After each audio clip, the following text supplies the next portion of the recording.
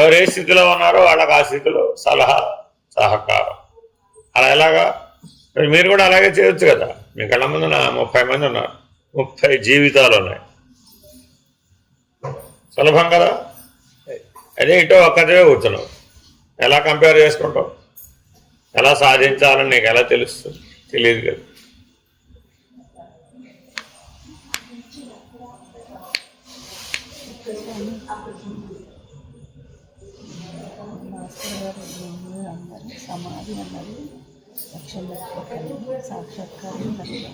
ఎప్పుడైనా అంతే.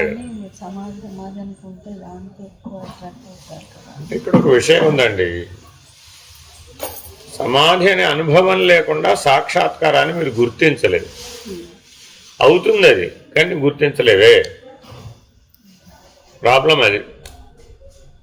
ఎందుకు నేను వరుస క్రమంలో ఆ ఇంపార్టెన్స్ చెప్తున్నానంటే, సాక్షాత్కారం మామూలుగా జరిగిపోతుంది, దానికి అవసరం లా. అసలు మేమెవరో అలా వెళ్ళలా, మేము సరాసరి సాక్షాత్కారానికి వెళ్ళాం. గుర్తించగలిగే శక్తి ఉంది కాబట్టి. కానీ బుద్ధికి ఆ శక్తి లేదనుకోండి, అప్పుడు ఏం చేయాలి? బుద్ధికి ఆ శక్తి వచ్చేటి చెయ్యాలి. అది అర్థమైందండి. జపం చేయమన్నారు, మాకు సహజంగా శాస్త్ర సమంగా జపం 3 నిమిషాల్లో వచ్చేస్తుంది. 3 నిమిషాలే పట్టింది అంతే. మరి మీకెందుకు రావడం లేదు? మీ మనసుకు అంత బలం లేదు. ఇవన్నీ ఏంటంటే మీ మనోబలాన్ని పెంచేవి, మీ బుద్ధి బలాన్ని పెంచేవి. బుద్ధికి 3 లక్షణాలు ఉండాలండి సాక్షాత్కారాన్ని గుర్తించాలంటే. ఎప్పుడు అలర్ట్గా ఉండాలి. అది సూక్ష్మత, తీక్షణత, సునిశ్చితత. ఏమవదమ్మా, ఎక్కడికి వెళ్తావమ్మా లోపలికి? లోపల ఏముందని అక్కడ అసలు ఏముండదమ్మా. మీరు మహా వెళితే ఎక్కడికి వెళ్తారు? హృదయ స్థానంలో వెళ్తారు. నథింగ్ రాంగ్, దానివల్ల ఏం నష్టం రాదు. మేల్కొన్నారు, మళ్ళా హృదయ స్థానంలోనే మేల్కొంటారు. మీరు గాఢ నిద్రలో ఎక్కడికి వెళ్తున్నారమ్మా? నీకు తెలిసినా తెలియకపోయినా సృష్టి ధర్మానుసారం ప్రతి ఒక్కరూ సుషుప్తి అవస్థలో హృదయ స్థానానికే చేరుతారు. అది నేను తెలివితో చేయమంటున్నాను. అదే పని తెలివితో చేయండి. అదే సమాధినిష్ట అంటే. అది అప్పుడేమైంది? మీకు నష్టమేమొచ్చింది? కానీ మీరు ఏం చేస్తున్నారు? దారిలో ఒక బ్లాక్ టనల్, చీకటి సొరంగం ఉంటుంది అనమాట. ఆ చీకటి సొరంగం నిద్ర. మీరు అక్కడ దాకా వెళుతున్నారు, హిట్ అవ్వగానే వెంటనే నిద్రలోకి జారిపోతుంది. ఆ గ్రిప్ రావాలన్నమాట. నేను జారిపోకూడదు అనే గ్రిప్ రావాలి. ఎట్లా నడిస్తే కదా ఎక్కడ జారిపడుతుందో తెలిసి. యువతల నుంచి అవతలకి సరాసరి మేల్కోవచ్చు. ఈ సొరంగంలో పాస్ అవ్వకుండా తెలివి ఉంటే ఇక్కడి నుంచి అక్కడికి ఒక క్షణంలో వెళ్ళిపోయి అవతల మేల్కోవచ్చు. మరి ఒక క్షణంలో వెళ్ళిపోవచ్చుగా. మరి మీరు వెళ్ళరే, ఎందుకని? నిద్రాసుఖం అనే అభ్యాసం, అనుభవం, నిర్ణయం రావాలి. అది నేను అధిగమించాను, ఇది నన్నేం చేయలేదు అనే కెపాసిటీ రావాలి. ఇంటర్నల్గా కెపాసిటీ రావాలండి. అది వస్తే అప్పుడు ఏమైంది? ఓ అది మన ఏం చేస్తుంది, ఫినిష్డ్, ఇక నేనేం చేయలేదు. ఇక అదే చెప్పేది. మన లోపల చాలా ఉన్నాయండి ఇక్కడ. అదంతా వేస్ట్ కదా. అదంతా సాధనకు అడ్డానికి. అదంతా ఆ సమాచారం ఏదైతే మనం తెచ్చుకున్నామో అదంతా 8 ఏళ్ళకి 16 ఏళ్ళకి పనికి వచ్చే సమాచారం. అది దాన్ని 60లో 70లో వాడతానంటుంది. ఎలాగా? ఇప్పుడు పనికిరాదు. శరీరం అలా లేదు. చూడండి, ఆ సమాచారం వాడడానికి శరీరం అలా ఉందా? లేదు. కొన్ని మనోబుద్ధులు అలా ఉన్నాయా? లేదు. కానీ సమాచారం మాత్రం బలంగా పట్టుకున్నాం, ప్రమాణాన్ని బలంగా పట్టుకున్నాం. ఇప్పుడు ఉపయోగపడకపోతే ఇదే ప్రమాణం వచ్చి ఆ మృత్యుకాలంలో కూర్చుంటాడు. ఆ మధ్యలో ఇదే మళ్ళా పుట్టంటాడు. ఏమో అప్పుడు ఆ సమాచారం ఉపయోగపడదు. ఎందుకు ఉపయోగపడదు? న్యూ లైఫ్ కదా. మళ్ళీ అదంతా వాడతావు. బాగా బాగుంది అంతే. ఏ జన్మలో చేయలేదు ఇది? అన్ని జన్మల్లోనూ ఇదే కదా రొటేషన్. కాబట్టి ఇప్పుడు అనవసరమైన సమాచారాన్ని మనం గుర్తెట్టుకోవడం ఎందుకు అసలు? అది వేస్ట్ కదా. ఇది నాకు అనవసరం అని నీ మనసులో ఆల్రెడీ నింపేసిన వాడు అన్ని దులిపేయాలి కదా. అది తెలపకపోతే అది నీకు అడ్డ వచ్చి కూర్చున్నాం అంతే కదా మరి. ఎందుకని ఉప్పు ఉప్పగానే ఉంటుంది, తీయగా ఉంటుందని నేను అంట. ఉప్పు తీయగా ఉంటుందండి అంతే. వేదాంతంలోకి వచ్చేటప్పటికి వ్యవహారంలో చెప్పిన వాడన్నిటికీ వ్యతిరేకం చెప్తాం ఇక్కడ. ఎందుకని నువ్వు ఒప్పుకో, అసలు సమస్య లేదన్నారు. ఉప్పు తీయగా ఉండబెట్టండి మీరు మరీ మమ్మల్ని మూర్ఖుల్లాగా మూఢుల్లాగా భావిస్తారన్నాడు. ఒరే అది కాదురా నాయన, దాని ఉద్దేశం అది కాదు. Should come out of it. ఆ ఉప్పు ఉప్పగా ఉంటుందనేది అనుభవం కదా, ఇంద్రియాల యొక్క అనుభవం కదా. ఆ ఇంద్రియ సంవేదనలే కదా నిన్ను జీవుడిగా చేస్తున్నది. నువ్వు నెగేట్ చేయటం రావడం లేదు కదా. అక్కడ చేస్తే కదా నీకు ఆత్మభావం తెలిసేది. జీవభావాన్ని నెగేట్ చేస్తే మనకేం తెలుస్తుంది? ఆత్మభావం తెలుస్తుంది. నాకు చీకటే సత్యం అంటుంది జీవభావం, అదే నాకు అవసరం అంటుంది.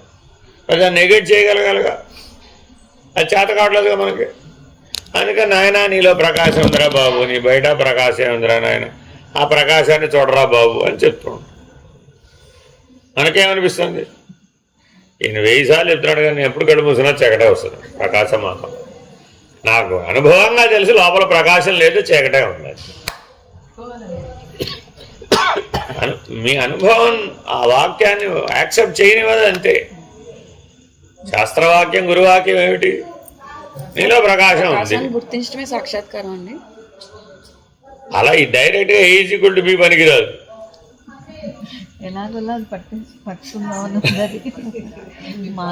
అది అయిపోతావమ్మా. సాక్షాత్కారం అంటే అర్థం ఏంటంటే అది అయిపోతావు నువ్వు అంతే. అప్పుడు ఈ ముందు చరిత్ర కథ అంతా ఉండదు. ఇక అప్పుడు దీని అవసరం కూడా ఉండదు, డ్రాప్ అయిపోతుంది అనమాట ఇదంతా. ఇప్పుడు మీరు ఈ కథనంతా మోసుకుంటూ వెళ్ళి దాన్ని పట్టుకోవాలనుకుంటున్నారు, అది ఎలా సాధ్యం?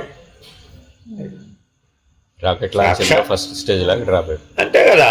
అది అక్కడ దాకా చేర్చడమే పని, దానికి ఆర్బిట్లో పెట్టడమే దాని పని. తర్వాత దీని పని ఉంది, వెహికల్కి పని లేదు. రాకెట్కి పని, కానీ లాంచింగ్ వెహికల్కి ఏం పని? శరీర ప్రాణ మనోబుద్ధులు అనేవి వెహికల్, ఇవి పడిపోవాలి. మీరు వాటిని వాటితో సహా వెళ్ళి అక్కడ కూర్చుంటారన్నారు, అది ఎలా సాధ్యం? తాదాత్మ్యత. ఎందుకు పట్టుకెళ్తున్నావు? తాదాత్మ్యత వల్ల పట్టుకెళ్తున్నావు. కలిసిపోయాం మనం. ఎంత బాగా కలిసిపోయామంటే విడదీయడానికి వీల్లేనంతగా కలిసిపోయాం. అయితే బుద్ధిలో తెలివి ఒకటే పట్టుకెళ్ళాలండి. తస్మాత్ బుద్ధేస్తు ఆత్మని అన్నాం కానీ తస్మాత్ శరీరాన్ని ఆత్మని, ప్రాణానాత్మని, మనసాత్మని అనలేదు కదా. సూత్రం ఏం చెప్తోందండి? ఏం చేయమని చెప్తోంది? తస్మాత్ బుద్ధేస్తూ, అదొక్కటే పనికి వస్తుంది, ఇంకేవీ పనికిరావు. విచారణే కదా దానికైతే మరి 100% విచారణే కదా. అదే చెప్పే ఇప్పుడు నేను. బుద్ధికి విచారణ ఎప్పుడు? బహిర్ముఖంలో. బుద్ధికి అంతర్ముఖం లేదా? ఉంది కదా. అంతర్ముఖం ఏమిటి దానికి? భావన. బుద్ధికి ఉన్న బలం ఏమిటి? భావనా బలం. మిగిలిన దానికి భావనా బలం లేదండి. ఆ బుద్ధి యొక్క భావనా బలాన్ని పట్టుకెళ్ళి ఇప్పుడు ఎక్కడ పెట్టాలి? ఆత్మ లక్షణాల్లో పెట్టాలి. అప్పుడే బ్రహ్మాండంగా ఎక్కడ పోతావు? ముందు ఆత్మ లక్షణాల్లో పెట్టాలి. కాబట్టి బుద్ధి ఎప్పుడు ఏం చెప్పాలి? సచ్చైతన్య జ్ఞాన ప్రకాశ ఆనంద లక్షణాల మీదే దృష్టి పెట్టాలి అంతే. బుద్ధికి వేరేది కనపడనే కూడదు. ఆ కనపడనివ్వకపోవడమే ఈ సమాధి నిష్ట. నీకు వేరేవి కనపడుతున్నాయిగా, మరి అది లేదండి. ఆటోమేటిక్గా నీకు వేరేవి కనపడుతున్నాయి అక్కడ. ఏమిటి? నాకు హంసమంత్రం ఉందండి కానీ జపం జరగడం లేదండి. ఏమండి? నాకు అన్ని సాంఖ్యం వచ్చండి, తారకం వచ్చండి, అన్నీ చదివేశానండి కానీ నాకు తోచడం లేదు. నీకు అన్నీ తెలిసినప్పుడు ఎందుకు తోచడం లేదయ్యా? నీకు అన్నీ విచారణగా చెప్పినప్పుడు వాళ్ళు ఎందుకు ఉండటం లేదయ్యా? ఉండలేకపోతున్నానండి. ఇప్పుడు ఏం చేయాలి? బి విటమిన్ ఇంజక్షన్ చేయించుకోవాలి. మరి బలహీనత అంటే ఏం చేయాలి? అంతే. అలా ఎలాగోలా నీ మనోబలాన్ని పెంచాలి, ఎలాగోలా నీ బుద్ధి బలాన్ని పెంచాలి. ఇప్పుడు శారీరక బలాన్ని పెంచలేంగా. వచ్చిన చిక్కు ఎక్కడ ఉందంటే మీకు శారీరక బలాన్ని ఇప్పుడు పెంచలేమండి. శారీరక బలం ఉన్న రోజుల్లోనేమో ఈ పని చేయలేదు. మెయిన్ డ్రాబ్యాక్ అక్కడ ఉందన్నమాట. ఇప్పుడు అర్జెంటుగా శరీర బలాన్ని ప్రాణబలాన్ని పెంచగలమా? వాస్తవానికి అవి రెండు ఉంటే చాలా ఈజీ మనోబలాన్ని బుద్ధి బలాన్ని పెంచడం. అంటే అప్పుడు చేశాం కానీ ఈ విచారణ అప్పుడు లేదు. తెలీదు. అదేగా చెప్పేది. సాధన చేస్తేనేమో విచారణ లేదమ్మా మన జీవితంలో, విచారణ చేస్తేనేమో సాధనా బలం లేదు. ఈ రెండు కలిపితే గానీ రాకెట్ లాంచ్ అవ్వదు. అంతే కదా, ఆలోచించుకోండి మీరే. ఉండలేకపోవడం అనే దానికి ఏమిటి కారణం? అయితే విచారణ లేకపోవడం, లేకపోతే సాధన లేకపోవడం. ఈ రెండు కలిపితే తప్ప అలా ఉండదు. ఇప్పుడు నేను మీకు నిన్న చూపెట్టానండి ఆల్రెడీ ఎలా ఉండొచ్చు. ఇలా అంటే అన్నీ పడిపోతాయి మరి, అంతే. రెప్పపాట్లో పడిపోతాయి అంతే. రెప్పపాట్లో వెళ్ళిపోతుంది అంతే పైకి. ఏది రానే రాదే, అది రమ్మంటే ఎలా వస్తుంది? ఎందుకని? మేము అప్పుడు చేసాం ఇది కాబట్టి అప్పుడేమైపోయింది? రెప్పపాట్లో పడిపోతాయి అంతే. అంతే, ఇలా ఉంటే పడిపోతుంది అంతే. మరి ఇదే బంధత్రయాభ్యాసం మరి 12 ఏళ్ళు చేస్తాం. అప్పుడు మరి ఇప్పుడు మాకు కూడా దృష్టి అంటే వెళ్ళొద్దంటల్లా నేనేమి, నువ్వు ఎలా అయినా పంపించమ్మా. నా ప్రశ్న ఒకటే, అంతా హీట్ అయిపోతుంది అలా అనేటప్పటికి ఇదంతా హీట్ అగ్ని పంచకం అంటే గుర్తుపెట్టుకోవాలి. ఇవాళ పాఠం అదే. రాత్రి ఆల్రెడీ ఒకరికి చెప్పాం, మళ్ళీ మీకు చెప్తాం. అగ్ని పంచకం. బుద్ధి ఆత్మస్థితిలో ఉండాలి అంటే అగ్ని విద్య అని ఒక విద్య ఉందండి. ఈ అగ్ని విద్య ద్వారానే బుద్ధి యొక్క స్వరూపం ఏమిటి? అధిష్టానం ఎవరు? పంచకం చదువుకున్నాను. సూర్యుడు, అగ్ని. అర్థమైందండి? సూర్యుని ఆధారంగా చేసుకుని ఈ అగ్ని విద్యను ఆరాధన సంపాదించాలి. సూర్యుడు గురువుగా బోధించేది ఈ అగ్ని విద్యే. నేను ఆధారం చేసుకుని వెళ్ళిన వాళ్ళే ఆర్యులు. వీళ్ళనే ఆర్యులు అంటారు. ఈ అగ్ని విద్య తెలిసిన వాళ్ళని ఆర్యులు అంటారు. తెలియని వాళ్ళనేమో ద్రావిడులు అంటారు. అంతే తేడా, వేరే ఇంకేమీ లేదు. ఏవో రకరకాల ప్రపంచంలో ఏదైనా ఉండవచ్చు, అవి కాదు ఆర్యులు ద్రావిడులు అంటే. ఆర్యులు అంటే ఎవరంటే అగ్ని విద్య తెలిసిన వాళ్ళు. సృష్టి పంచాగ్ని స్వరూపంగా ఉంది. అందుకే మీరు వింటూ ఉంటారు, పంచాగ్ని మధ్యంలో తపస్సు చేశారు అన్నమాట వింటారండి. పంచాగ్ని మధ్యంలో తపస్సు చేశారంటే సినిమాలో చూపెట్టినట్టుగా 4 పక్కల అగ్ని పెట్టుకుని చేయటం కాదు. మొదటిది హోమాగ్ని, గుర్తుపెట్టుకోవాలండి. హోమాగ్ని అది మొదటి అగ్ని, అది సాధన.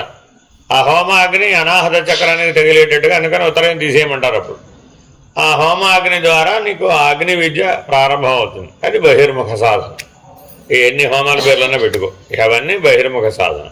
అంతర్ముఖం దేంతో మొదలు వైశ్వానరాగ్ని. అందులో కూడా ఒక అగ్ని స్వరూపం ఉంది. ఆకలి ఎలా వస్తుంది మీకు చెప్పండి?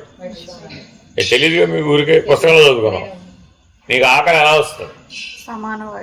నీకు ఆకలి ఎలా వస్తుంది? ఆకలి ఎలా వస్తుంది? పుస్తకంలో ఆన్సర్లు చెప్పకూడదు. ఆకలి ఎలా అవుతుంది మీకు? ఆకలి యొక్క మూలం ఏమిటి? ఎలా జరిగింది? అసలు అవగాహన లేదు. ఆకలి అన్నం తింటాం తప్ప ఆకలి ఎలా వస్తుంది మీకు? అదేం లేదు అక్కడ. అగ్ని విద్య తెలిసిన వాడికే తెలుస్తుంది, లేకపోతే తెలియదండి. ఊరికే ఎంత అనుకోవడమే ఇదంతా. అందుకని వైశ్వానరాగ్ని ఎలా పుడుతుందో నువ్వు సాక్షిగా గమనించగలగాలి. ఎలా పుడుతోంది, ఎలా చల్లారిపోతుంది, ఇది సాక్షి అంటే అర్థం. మీరు సాక్షి అని ఇప్పుడు చేయనంటున్నారు. ఏవో నీ ఇష్టం. ఆ కథ అక్కడ ఉండదు, ఆ కథకి సాక్షి. నీ ఆకలికి నువ్వు సాక్షి. నీ ఆకలి ఎలా పుడుతుందో చెప్పు. అయిపోయి ఏమిటి అంతర్ముఖం? మరి 20 ఏళ్ళ నుంచి ధ్యానం చేస్తాను. ఏమో నువ్వేం చేస్తావో నాకు తెలియదు. అవన్నీ narration. I don't want narrations. నీకు తెలుసా? నీకు అనుభవంలో తెలుసా నీ ఆకలి ఎలా పుడుతుంది? అయిపోయి తెలియదంటే అజ్ఞానమే కదా, తెలుసుకోవాలి కదా. మరి అది నేను అనేది. ఇప్పుడు మీరేం చేయాలి? ధ్యానం అంటే ఏం చేస్తున్నారు? ఎందుకు ఎప్పుడు ఆజ్ఞాచక్రంలో ఉండి సాక్షిగా గమనించండి అనేగా చెప్తున్నాం ఎన్ని సంవత్సరాల నుంచి. ఆజ్ఞాచక్రంలో ఉండి సాక్షిగా గమనిస్తే ఎక్కడ గమనిస్తున్నావు? చుక్కల్లో చూపు చిక్కుకొని. చుక్కల్లో చూపు చిక్కుంటే ప్రయోజనం? నీకు ఆకలి ఎలా ఏర్పడుతుంది? అక్కడ నుండి సాక్షిగా చూడడం రావాలి. ఏ చక్రం పనిచేస్తుంది, ఏ హంస పనిచేస్తుంది, ఏ హంస ఎలా తిరిగితే ఎలా, ఏ రకమైనటువంటి కదలికలు ఉంటే నీకు ఆకలి ఏర్పడుతుంది. ఏ కదలికలు ఆగిపోతే ఆకలి ఆగిపోయి, కేవలం ఆహారం వేయడం వల్ల ఆకలి ఆగిపోవటం, హంస యొక్క చలనం ఆగిపోతే ఆకలి ఆగిపోతుంది. మరి ఆ హంసతత్వం మీద మనకి మంత్రం అయితే ఉంది, కానీ ఏమన్నా గమనింపు ఉందా, అవగాహన వచ్చిందా? రాలేదు కాబట్టి ఆకలి తెలియదు. తర్వాత యోగాగ్ని, ఆ వైశ్వానరాగ్నినే యోగాగ్నిగా మార్చుకోవాలి. అనాహతానికి వస్తే అదే యోగాగ్ని, స్వాధిష్టానంలో ఉంటే అదే వైశ్వానరాగ్ని, మణిపూరకాన్ని దాటి అనాహతానికి వస్తే యోగాగ్ని, ఆ యోగాగ్ని విశుద్ధం దాటి ఆజ్ఞాకు వస్తే అక్కడి నుంచి జ్ఞానాగ్ని, సహస్రారానికి చేరాలి ఆ జ్ఞానాగ్ని యొక్క ప్రభావం. అక్కడి నుంచి సమిష్టిలోకి ఎదిగితే అక్కడ చిదగ్ని, మరి ఆ చిదగ్ని దాటితే సత్, ఏకం సత్ బ్రహ్మ. ఎప్పుడు నీకు చిదగ్ని యొక్క అనుభవం ఉండి దాడితే అధిగమిస్తే, అన్నప్పుడు వేడి ఎందుకు వచ్చింది? ఎందుకన్నా రాని, అది మనలో 96 కోట్ల కణాలు ఉన్నాయండి. అన్ని కణాలు దగ్ధం అయిపోతుంటే వేడి రాకపోతే ఏమొస్తుంది? You're accelerating it. సాధన చేసినప్పుడు ఏమైంది? యాక్సలరేట్ చేస్తున్నాం. మరి యాక్సలరేట్ చేస్తే ఏమవుతుంది? పరిగెట్టామండి, చెమటలు ఎందుకు వచ్చినాయి? ఎందుకు వచ్చినాయి? వేడి పెరిగిపోయింది, కూల్ చేయడానికి చెమటలు వచ్చినాయి. అదిగోండి, ఎంతగా చెయ్యాలయ్యా, శరీరంలో చెమటలు దగ్గారిపోవాలట. అదిగా సాధన అంటే. ఎప్పుడు వెనకప్పుడు ఏసీలో ప్రశాంతంగా కూర్చొని ధ్యానం చేస్తాం, చెమట బిందువు కాదు కదా. ఎలాగైతే ఈ సాధనలు ఎలా ఇవి ఎప్పటికీగా మిమ్మల్ని కడతేరుస్తాయి. పావలా తింటాం రావాలి, తినగలిగేదంటే పావలా తింటాం రావాలి, అప్పుడు హంస పైకి లేస్తుంది, లేకపోతే లేవు. ఇట్లా ఎన్నో జాగ్రత్తలు తీసుకుంటే తప్ప జీవహంస ఈశ్వరహంస అవ్వదు. అందరూ ఏమనుకున్నారు, మాకు 3 ఏళ్ళు అయిపోయిందండి, ఆయన తత్వమసి ఎప్పుడు చెప్తాడు? చెప్పి ప్రయోజనమేమో. ఈశ్వరహంస అనే అనుభవం లేకుండా జీవహంసగా ఉండి తత్వమసి తెలుసుకున్నామండి, ఏం చేద్దాం? ఏం చేస్తావు? ఏం చేయలేవుగా. కాబట్టి హంసతత్వం యొక్క అనుభవం సంపాదించడానికి ఎవరు ప్రయత్నించడం లేదు. మీరు ఎంతసేపు బౌద్ధికంగా ఆట ఆడుతున్నారు. It's a mind game. విచారణ అనేది మైండ్ గేమ్ అండి. పిల్లలు ఎట్లా అయితే మైండ్ గేమ్ ఆడతారా లేదా? ఏమిటది? ఏదో రకరకాల గేమ్లు ఉంటాయండి, అదంతా మైండ్ గేమే. కాకపోతే కాసేపు నిన్ను అది ఆడినట్టే అనుభవాన్ని ఇస్తుంది అంతే. అది బయటకు వస్తే మళ్ళీ ఆడితే బాగుండు, మళ్ళీ ఆడితే బాగుండు. అప్పుడు పొద్దునే రాదురా కదా. ఈ పబ్జీ గొడవ అదే కదా. What is PUBG? Mind game. నేను అందులో దూరిపోయి చేస్తుంది. ఎంత దూరిపోయి చేస్తుందంటే, ఇప్పుడు మేడం ఏం చెక్కి దూకితే నీకు $10,000 వస్తాయంట. మేడం ఏం చెక్కి దూకడం ఏమిటని వాడికి స్ఫురించదు. అప్పుడు దూకేస్తున్నాడు, ప్రాణాలు పోవు. ఎందుకని? Mind game.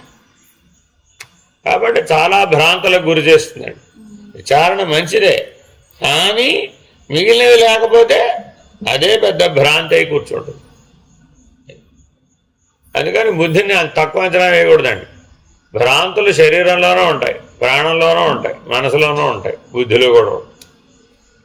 అవనేది అయినట్టు అనిపిస్తుంది అంతే. భ్రాంతి అంటే ఏమిటి? అవనేది అయినట్టు అనిపించడమే. అది ఎప్పుడు తెలుస్తుంది? ప్రాణము పోవునాడు తెలుస్తుంది.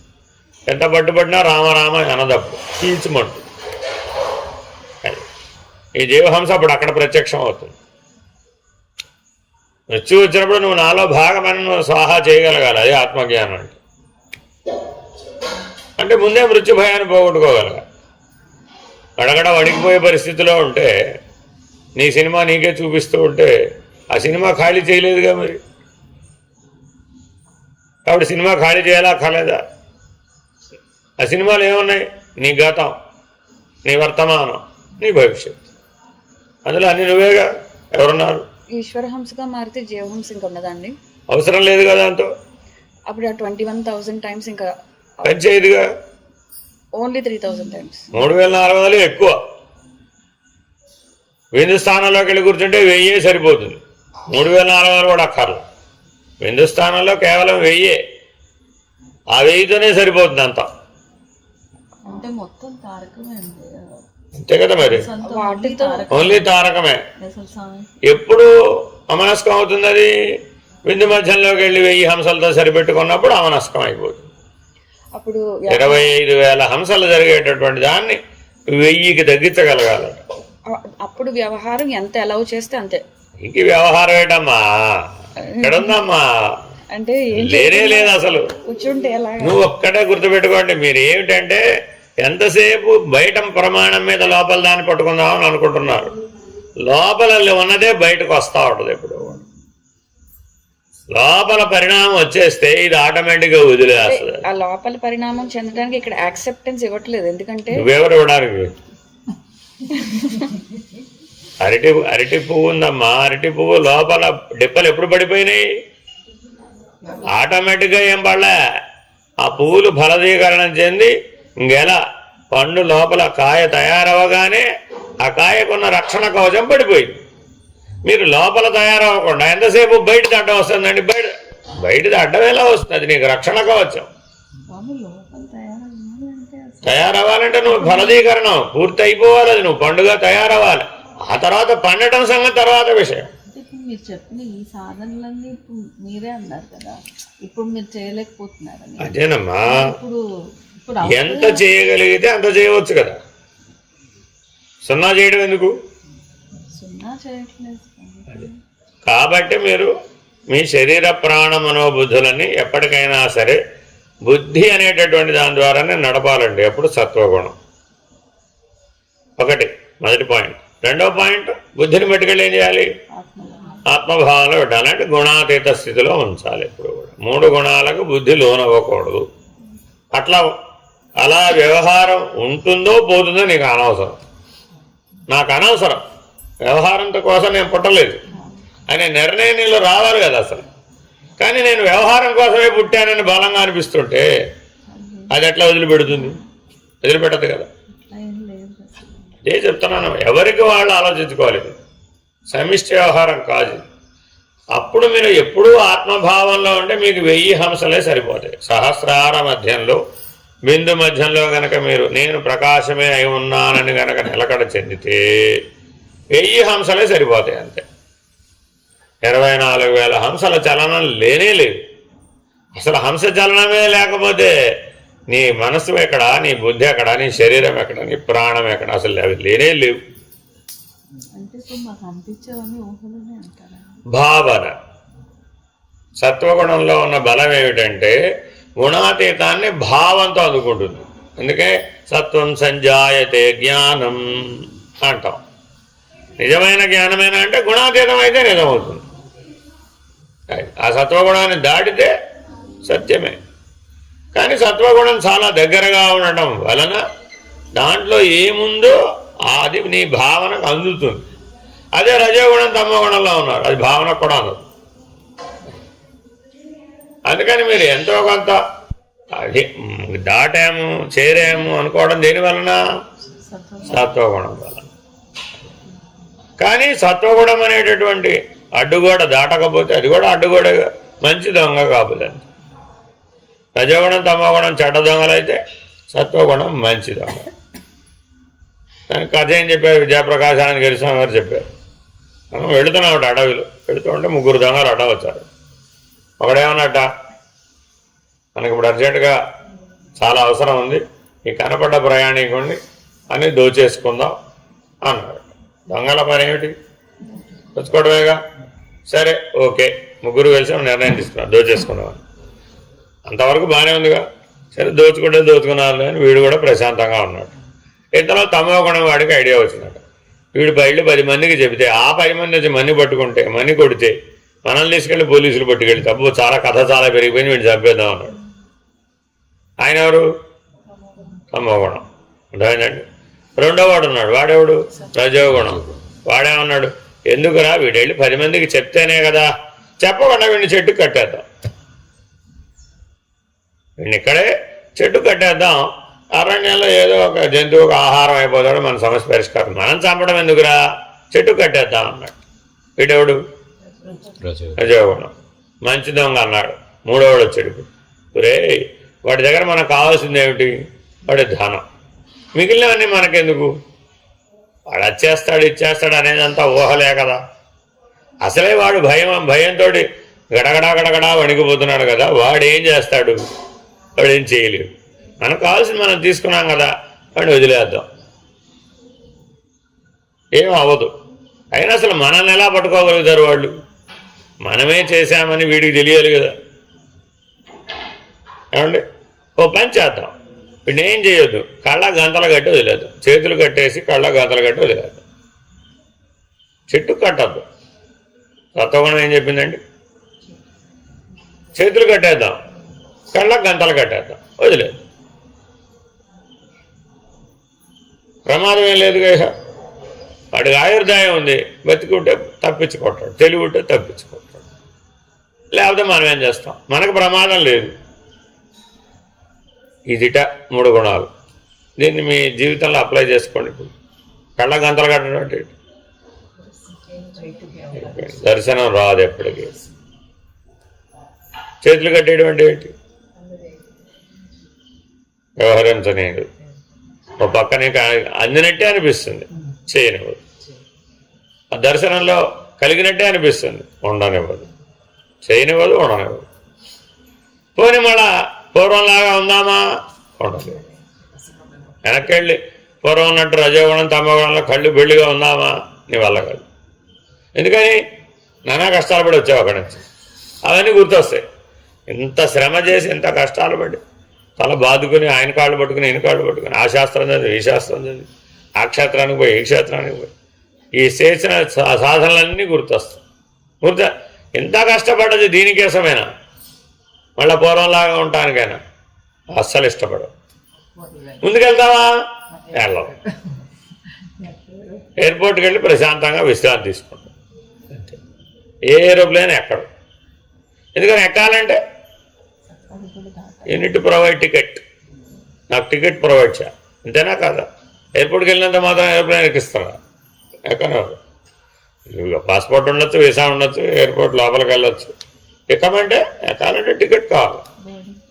యూ షుడ్ బి ఆ ఎలిజిబిలిటీ ఉండాలి. ఆ ఎలిజిబిలిటీ ఏంటి? You should be light. You should be light. లేదంటే నాతో పాటు పెద్ద కంకర్ లారీ తెచ్చాను, అది కూడా నాతో పాటే ఎక్కించుకోవాలి. మీరు ఎవరిని ఎక్కించుకుంటారు? అది వదిలేవయ్యా బాబు. ఎక్కడ ప్రపంచంలో దానికి కావాలంటే కార్గో బుక్ చేసుకో. నువ్వు ఈ ప్లేన్లో రా, అది వేరే ప్లేన్లో వస్తుంది. అంతేగాని నీతో పాటే వెళ్ళాలంటే you are allowed this much luggage only. 2 చెకిన్లే, లేకపోతే 1 చెకినే, ఓ క్యాబినే అంటున్నాడా లేదా? No no no no no no no నా జీవితానికి సంబంధించిన మొత్తం నాతో పాటు రావాల్సిందే. ఎలా? ఆఫ్ లోడ్, అది వదిలేయాల్సిందే నువ్వు అంటాడా లేదా? మనం కూడా అంతేగా. ఇప్పుడు మన జీవితం అంతా మన బుద్ధిలో ఉందా లేదా? ఇప్పుడు స్మృతి, దాని తర్వాత వచ్చేది నిద్ర, అంతే. మీరేం చేశారు? ఇప్పుడు సాధనలతో చిత్తవృత్తులలో సంకల్ప, వికల్ప, విపర్యయ ఈ 3ంటిని దాటగలిగారు. కానీ ఏం దాటలేకపోతున్నారు? స్మృతి, నిద్ర. మరి ఈ లోడు తప్పించుకోకుండా ఎట్టపోతాం మరి? మీరు చిత్తవృత్తి శూన్యం అవ్వాలి కదా. ఈ లోపల ఏమైపోయింది? స్మృతి ఆలోచనలు సృష్టించేసి, స్మృతి యాక్టివేట్ అవ్వగానే ఏం చేస్తుంది? ఆలోచనలు సృష్టిస్తుంది. అప్పుడెప్పుడో చిన్నప్పుడు ఎలిమెంటరీ స్కూల్లో చదివినప్పుడు నీ పక్కవాడు నీకు తాటి తాండ్ర పెట్టలేదు కదా, అప్పుడు వాడితే ఏం చేసావు? నువ్వు గుర్తు తెచ్చుకో. ఎప్పుడు విషయం ఇది? అది ఎప్పుడో 3వ క్లాసులో వాడెవడో ఎంతప్పుడు పావలా పెట్టి తాటి తాండ్ర కొనుక్కుంటే ఆ పావలా తాటి తాండ్రలో నీకు షేర్ చేయలేదు. తగ్గే తర్వాత విషయం. ఎప్పుడు గుర్తొచ్చింది ఇది? ఎప్పుడు? అది కూడా ధ్యానం చేసేటప్పుడు. స్టోర్ చేసుకున్నావు నువ్వు. Stored in your store house. ఎందుకు, ఏం అవసరం అంటా నేను నెగెట్ చేయాలి కదా, నెగెట్ చేయాలి, నల్లిఫై చేయాలి కదా దాన్ని, లేకపోతే అలాగే సజీవంగా ఉంటుంది కదా, మెల్లమెల్లా వస్తుంది కదా. అందుకని ధ్యానం అవసరం. ఎందుకని పునరావృత్తి జరుగుతోంది అక్కడ. ఆ పునరావృత్తిని గుర్తుపట్టడానికి ధ్యానం అవసరం. నేను పని చేస్తూ ధ్యానం చేస్తానన్నాడు. ఈ పని చేస్తుంటే ఈ పని మీద దృష్టి పెడతావా, ఆ ధ్యానం మీద దృష్టి పెడతావా, ఈ లోపల తిరిగే వృత్తులని పునరావృత్తిని గుర్తుపట్టగలుగుతావా, నెగెట్ చేస్తావా? అప్పుడు కూడా అది పనిచేస్తుంది వాస్తవానికి. కానీ మనకు అంత తెలివి లేదు కదా. మరి సహజ ధ్యానం చేయడం ఉత్తమమే, కానీ ఎప్పుడు మరి నువ్వు ఆ స్మృతి నిద్రని గుర్తుపట్టగలగాలి, నెగెట్ చేయగలగాలి. బెండకాయలు జరుగుతూ వంకాయలు జరుగుతుంటే స్మృతి నిద్రనే పట్టుకుంటావు, చెయ్యి తక్కువ చూసుకోవడం సరిపోతుంది అంతే. మరి ఇప్పుడు నేనేం చేయమంటారండి, చెయ్యి. మాటి మాటికి మన గొడవ ఏమిటి, ఏం చేయమంటారు? నా గొడవ ఏం చేయమంటారు కాదు, ఎలా ఉండమంటారు. వి ఎక్స్పెక్టేచర్, ఎప్పుడూ సాక్షిగా ఉండు, అప్పుడు ఆ స్మృతి పడిపోతుంది, అవసరం లేదు. ఏం చదవనా చేసుకోమ్మా, అందులో కలవకూడదు. తాదాత్మ్యత, ఆ స్మృతి ఎందువల్ల అదే మిగిలింది, మీకు అవే ఎందుకు గుర్తుకొస్తున్నాయి? కలిసిపోయారు కాబట్టి, మీ నేను అందులో కలిసిపోయింది కాబట్టి అవే గుర్తొస్తాయి. ఎందుకది అక్కడ వదిలేయలేదు, అది అప్పుడు అయిపోయిందిగా. వాస్తవానికి అది గతం, అంతేనా కాదా? మరి ఆ గతానికి సంబంధించి ఎందుకు మనం పట్టుకెళ్ళాలి? ఆ లోడ్ అంతా మనకేం పని?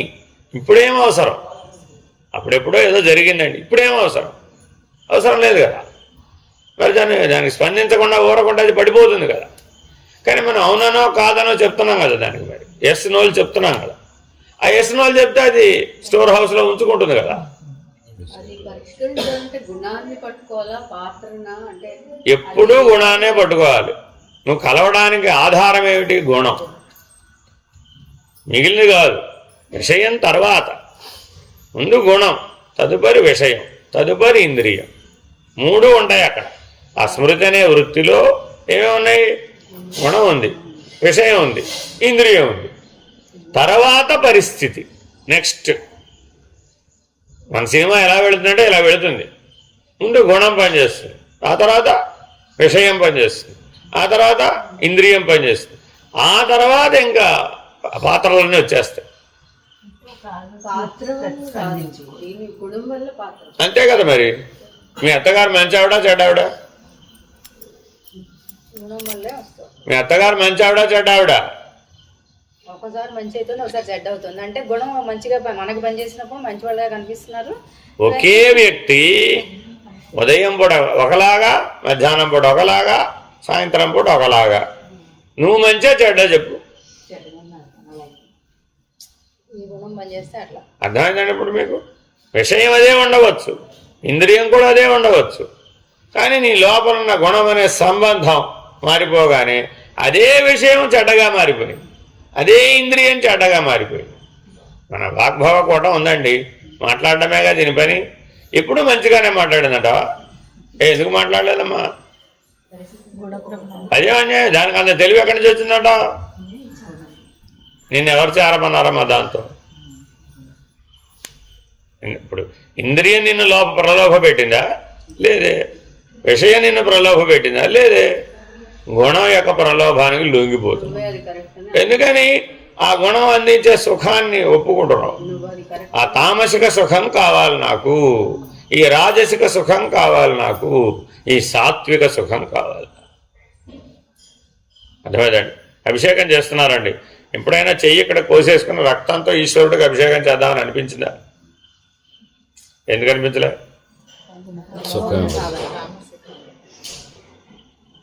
వాడికి అనిపిస్తుంది, ఒకడికి రక్తాభిషేకం చేసి అంతకంటే ఈశ్వరుడికి ఇంకేం చేస్తావు? మరి వాడికి అది తామసిక సుఖం. అవునండి, ఎస్, వేలాడుతున్నాడండి. తామసిక సుఖం, తామసిక సుఖం. పైగా అది వీరత్వం, పుట్టిది కాదండి. అది అది వేరత్వం. ఈ వేరత్వం కూడా అన్నింటిలో ఉంది. వీర వైష్ణవులు, వీర శైవులు, సుబ్రహ్మణ్యారాధకులు ఎంతమంది ఉన్నారు. ఏమిటి వీరత్వం? ఈ తామసిక సుఖం. వాడేం బాధపడండి, మీరు చూడండి, వాడి కళ్ళమ్మడి ఒక్క చుక్క కూడా నీరు రాదు, ఏ బాధ ఉండదండి వాడికి. నువ్వు నేల మీద ఎట్లా ఉన్నావో వాడు హాయిగా అలా ఉంటాడు. కొక్కేలన్నీ వరుసగా వేలాడేసేస్తారు వాళ్ళు, శూలాలు వేసేస్తాడు, నాలుక మీద వేసేస్తాడు, ఇలా ఎన్నెన్నో. అయితే మ్యాజిక్ ట్రిక్లు అని అందరూ అంటారు, కానీ వాస్తవంగా నిప్పుల మీద నడుస్తారండి, కాళ్ళు కాలకుండా ఎందుకుంటాయి. కానీ తామసిక సుఖం అవన్నీ చేయాలంటే మరి వీళ్ళు తమోగుణం బలంగా ఉండాలి. మరి ఇప్పుడు అవన్నీ చేస్తే ముక్తి వస్తుందని చెప్తాం. ఇప్పుడు చెప్పండి, అలా చేస్తే ముక్తేనా? ఒప్పుకోలేదుగా.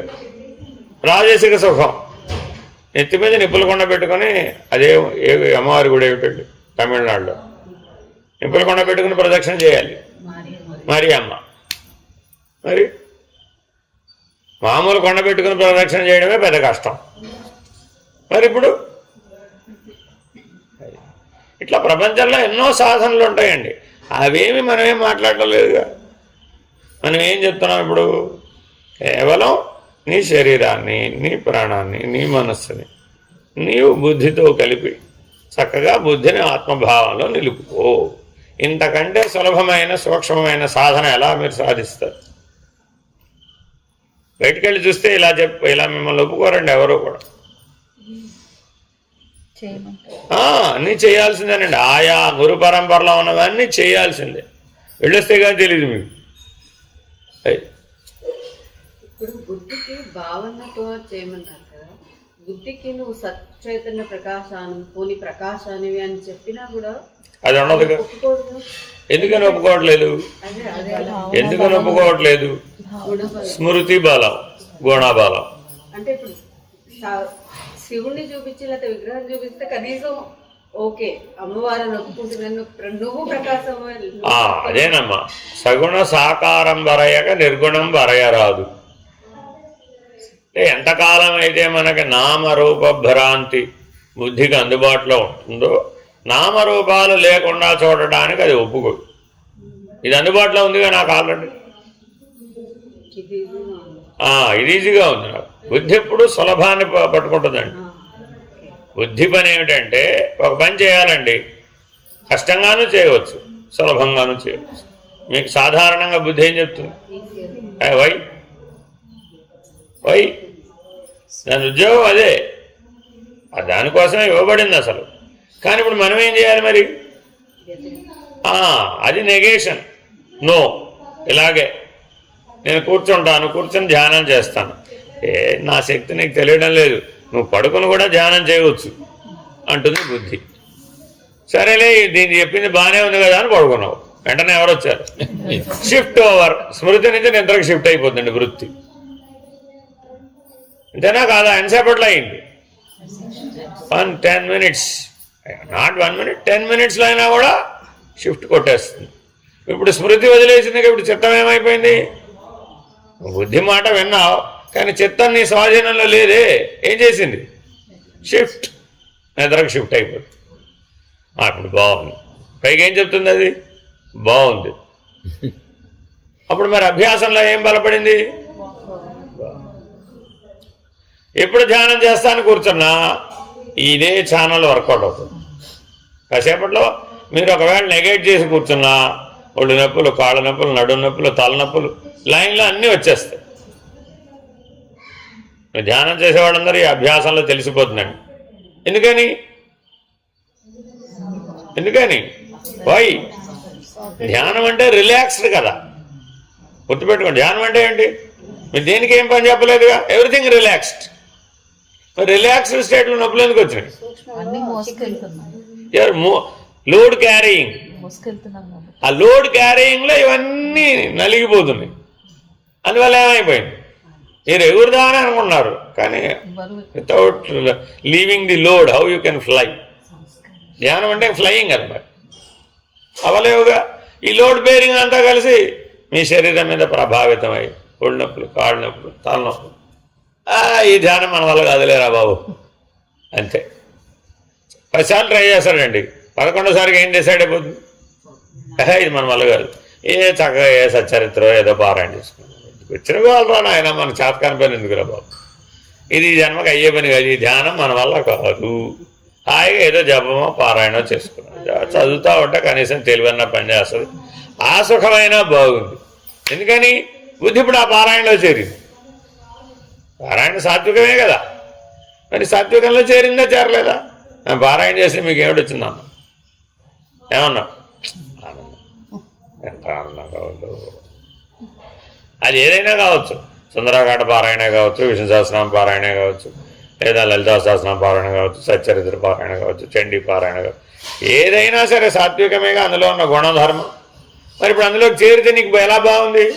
ఇప్పుడు గుణం బాగుందా, విష్ణు సహస్రనామం బాగుందా? గుణం బాగుంది. అది సచ్చరిత్ర పారాయణ అయినా, చండీ పారాయణ అయినా, ఇంకో సహస్రం ఏదైనా, ఏ పారాయణ అయినా ఒకటే విషయం. విషయం కాదు నీకు బాగుంది. ఇప్పుడు అక్కడ ఏమిటి బాగుంది? గుణం. మరి ఇప్పుడు ఏం చేయాలి? చెయ్యాలా మానేయాలా? చెయ్యి, నేను చేయొద్దంటల్లా, కానీ ఆ గుణంలోంచి బయటపడే మార్గం వెతుకు. అది వెతకపోతే ఎప్పుడు ఒకటే ఉంటుంది. సంవత్సరాల తరబడి సమయానుకో ఈవినింగ్ 5:30 కల్లా 5:30 టు 6:30 ఖచ్చితంగా పారాయణ సంవత్సరాల తరబడి చేసేవాళ్ళు. నాకు ఆ టైంలో ఎవరన్నా వాడి ఇంటికి వెళ్ళినా కూడా వాడు కూడా పారాయణ చేయాలి, నియమం అంత. మరి ఏం సాధించారండి అని అడిగామనుకోండి, ఏం చెప్తారు? పొద్దున టెన్షన్గా డిసిప్లిన్డ్గా బెల్ కొట్టినట్టుగా 7:30 నుంచి 8:30 దాకా భగవద్గీత పారాయణ. టెంపరీగా లైన్ చేస్తుంది కానీ పర్మనెంట్ గా అందులోంచి నువ్వేమి అవుట్కమ్ ఏం లేదమ్మా. లోపల ప్యూరిఫికేషన్ అవుతూ ఉంటుంది సూక్ష్మ శరీరం. ఇదే చెప్పేదండి, కల్పాంతం వరకు చేయొచ్చేలాగా మీరు సేమ్ షెడ్యూల్, సేమ్ క్రమశిక్షణ, సేమ్ సాత్వికం మీరు కల్పాంతం వరకు కంటిన్యూ చేయొచ్చు. ఎందుకు శంకర భగవత్పాదుల్ని మనం పట్టుకోవాల్సి వస్తుందంటే ఆయన ప్రతి దాన్ని నెగెట్ చేశాడు. అదేగా నిర్వాణ షట్కం, అదేగా నిర్వాణ దశకం. నిర్వాణం అంటే నెగెట్ చేయడం. నిర్వాణం సిద్ధించకుండా సాక్షాత్కారం ఎలా వస్తుంది? రాదు కదా. ఆ నిర్వాణం అనే అనుభవం లేకుండా ఎలా వస్తుంది? మీరు ఎవరో కూర్చున్న వాళ్ళందరూ సమాజనిష్ట అని అనుకుంటున్నారండి. ఆ సమాజనిష్ట ఎప్పుడు ఫలవంతం? నిర్వాణ దశకి చేరుకున్నప్పుడు. ఆ నిర్వాణం అనే స్థితి నీకు నిర్ణయం అయితే అప్పుడు సాక్షాత్కారం వచ్చేస్తుంది వెంటనే, దెర్ ఇస్ నో డిలే. కానీ నిర్వాణ స్థితికి రాలేదే ఇది. రానప్పుడు ఈ ధ్యానం సమాధి అది మహానుభావులందరూ కూర్చుని ఏం చేస్తున్నారు మీరు కూర్చుని అని ఎందుకు అడుగుతున్నారు? మీరు నిర్వాణ స్థితికి చేరుకున్నారా లేదా? ఆ నిర్వాణ స్థితిలో మీరు కనబడాలని వాడు అడగడం, మీరు చూడండి కావాల్సి వస్తుంది. మీరు ఈ కూర్చోవడం అంతా వేస్ట్ అండి, పని చేసుకోండి, హాయిగా సేవ చేయండి. ఎందుకు చెప్తున్నాడు? చూస్తున్నాడు. అలా చూడగానే మీ ధ్యానంలో మీరు ఈ చివరి నుంచి ఆ చివరికి తిరగేస్తున్నారు సినిమాని. మరి ఇప్పుడు ఆ సినిమా ఎంతకాలం తిరగేసినా ఆ ధ్యానం వల్ల ఏమిటి ప్రయోజనం? ఆఫ్లోడ్ చేయలేదు, దాన్ని పక్కకు పెట్టలేదు ఆ సినిమా. అదే ఇప్పుడే చెప్పాను, ఏ జన్మలో అయినా ఈ ప్రయత్నాలు చేయవలసిందే. చేయగా చేయగా చేయగా చేయగా ఒక ప్రయోజనం ఉంది. నిదానంగా సినిమా లెంగ్త్ తగ్గిపోతుంది. నిర్విషయానికి నిర్వాణానికి డిఫరెన్స్ చాలా తేడా ఉంది. సినిమా అనుకూలంగా ఉండాలా వ్యతిరేకంగా ఉండాలా? నీ సినిమా నీకే సాక్షిగా చూడాలి. నీ సినిమా అసలు చూసినా నీకు అదేంటి అనుకున్నా కాదండి. నీ సినిమా నువ్వే చూసేటప్పుడు అనుకూలమైన సీన్లు ఎక్కువ వస్తాయా, ప్రతికూలమైన సీన్లు ఎక్కువ వస్తాయా? నీ గుణాన్ని బట్టి అసలు ప్రతికూలమే గుర్తుంటాయి, అనుకూలం ఎక్కడ గుర్తుంటాయి? నీ సినిమాలో 2 భాగాలు ఉన్నాయండి, పార్ట్ ఏ, పార్ట్ బి. ఒకటేమిటి? అనుకూలమైన సీన్లు. రెండోది ఏంటి? ప్రతికూలమైన సీన్లు. ఏమో నాకు తెలియదు, మీరు ఏం స్టోర్ చేస్తే అవి.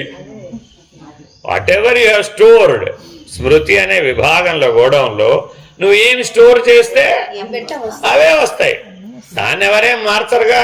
ఇప్పుడు నేను అర్జెంటుగా వచ్చి ఎప్పుడో మీ అత్తగారితో మీ చిన్నప్పుడు ఎప్పుడో పెళ్ళైనప్పుడు గొడవ పడ్డామమ్మా, ఇప్పుడా అది ఎప్పుడో 40 ఏళ్ల క్రితం, 50 ఏళ్ల క్రితం. ఇప్పుడు ఆ ప్రతికూలమైనటువంటి స్మృతి అందులో పడిందమ్మా, అది సినిమాలో ఉంది. అది ఇప్పుడు నేను అర్జెంటుగా వచ్చి నువ్వు మీ అత్తగారితో గొడవ పడలేదు అని ఏమన్నా హిప్నటైజ్ చేస్తానండి ఆయన అది ప్రయోజనం లేదుగా. That doesn't work. అలా ఎన్నింటికని చేస్తావు వాళ్ళు చేసావు ఎన్నింటికి చేస్తావు.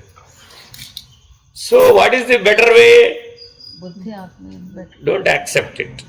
నైదర్ అవుననకూడదు కాదనకూడదు. విపස්සన ఇదే కదా. వాళ్ళు ఎన్నిసార్లు చెప్తారు బాబు ఏదన్నా రాని సినిమా చూస్తూ. మనం అదే చెప్తున్నాం కానీ డిఫరెంట్ మేనర్. ఎందుకని అక్కడ వాడు ఈశ్వరుని ఒప్పుకోడు. పెద్ద చిక్కది. నువ్వు ఎన్ని చేసినా ఈశ్వరుడు అనే ఆధారం లేకపోతే ఈ గొడవలో చిక్కుకుంటావు. ఎక్కడో చోట చిక్కుకుంటావు. అయితే అన్నిటికీ రియాక్షన్ రాదు కదండి. అంటే అన్నిటికీ అక్కర్లో ఓదానికి చాలు. కొండకు ఒక చిల్లు ఉంటే చాలు. కానీ అసలు సినిమా వచ్చిందంటేనే ఏదో ఉండదు. అవునండి 24 చిల్లులు నిన్నే చెప్పా కదా. ఏదో ఒక చిల్లి లీక్ అయిందండి. నీళ్ళు నిలబడతాయి ఏమిటి అది. మళ్ళీ ఆ చిల్లి పూడ్చావు. ఈసారి ఏమైంది? ఇంకొక చోట ఓపెన్ అయింది మళ్ళా. మరి ఇప్పుడు చేయాలా వద్దా? ఇది చేయాల్సిందే, ఉండాల్సిందే. అందులో కలిసిపోవడానికి వీలే లేదండి. ఏ అంశమైనా కలిసిపోవడానికి వీలే. ఆఖరికి అనుభవాలు, ధ్యాన అనుభవాల్లో కూడా కలిసిపోతాం. కావాలంటే ఒక ఛానల్ కూడా ఉంది, దానికి మీకు చూపిస్తాను. పొద్దు నుంచి రాత్రి దాకా ధ్యానానుభవాలే చెప్తారండి. కొన్ని వేల మంది, లక్షల మంది అదే ఉద్యోగం.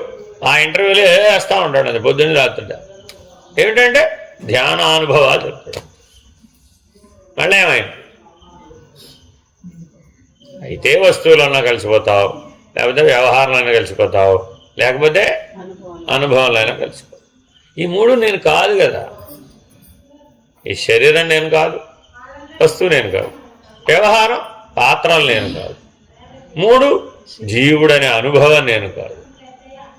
ప్రతి అనుభవంలో కూడా ఎవడున్నాడు? జీవుడే కదా ఉన్నది. ఆత్మ ఎక్కడ ఉంది? అక్కడ లేదు కదా. ఆ సాక్షి లేనే లేడు కదా. అప్పుడే కదా మనసు మౌనం. రామానికే రోజు ఆ బాధ ఎందుకు పెడుతున్నాం? తెలిసి మౌనము పోనవే. Very very important. నేను మౌనంగా ఉన్నానండి, లాభంలా. తెలిసి మౌనంగా ఉండాలి. నీ సినిమా ఏమిటో నీకు తెలియాలి. స్పందించకుండా ఉండాలి. తెలిసి మౌనంగా ఉన్నావు. ఇప్పుడు అక్కడ అదేమైంది? ఆటోమేటిక్గా విత్డ్రా అయిపోతుంది. అది ఎప్పుడైతే నీ సినిమా మొత్తం ఖాళీ అయిపోయి ఎంటీ స్క్రీన్ మిగిలిందండి, అప్పుడు లైటేగా. ఎంటీ స్క్రీన్లో ఏముంది? లైటే. అర్థమైందండి? ఈ అనుభవం వచ్చిందండి. మరి అప్పుడే మళ్ళీ నీకు సినిమా చూడాలనిపించిందా? అనిపించలేదా? వేరే వాళ్ళ సినిమా చూడాలనిపిస్తుంది. లోకవాసన, దాన్ని ఏమంటారు? లోకవాసన. ఇప్పుడు ఇంతవరకు ఏం పోగొట్టుకున్నావు? దేహవాసన అనే సినిమా పోగొట్టుకున్నావు. ఇంకా 2 వాసనలు ఉన్నాయి, లోకవాసన, శాస్త్రవాసన. అప్పుడు ఎంత ఎంజాయ్ చేస్తావు? అబ్బా నాకేమి లేవు కదా అంత వాడి. Anyway you will enjoy it. ఎందుకని? ఆ సుఖం, ఆ సుఖాపేక్ష జీవుడు, ఇంకేం లేదు. ఆ సినిమా వస్తుంది. మనం ఆల్రెడీ అవి కూడా స్టోర్ చేసామండి.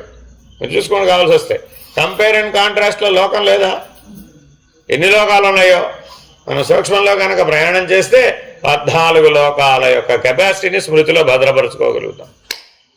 భగవంతుడు ఎంత కెపాసిటీ ఇచ్చాడో చూడండి. 56 బిలియన్ న్యూరాన్స్ ఉన్నాయండి మనలో.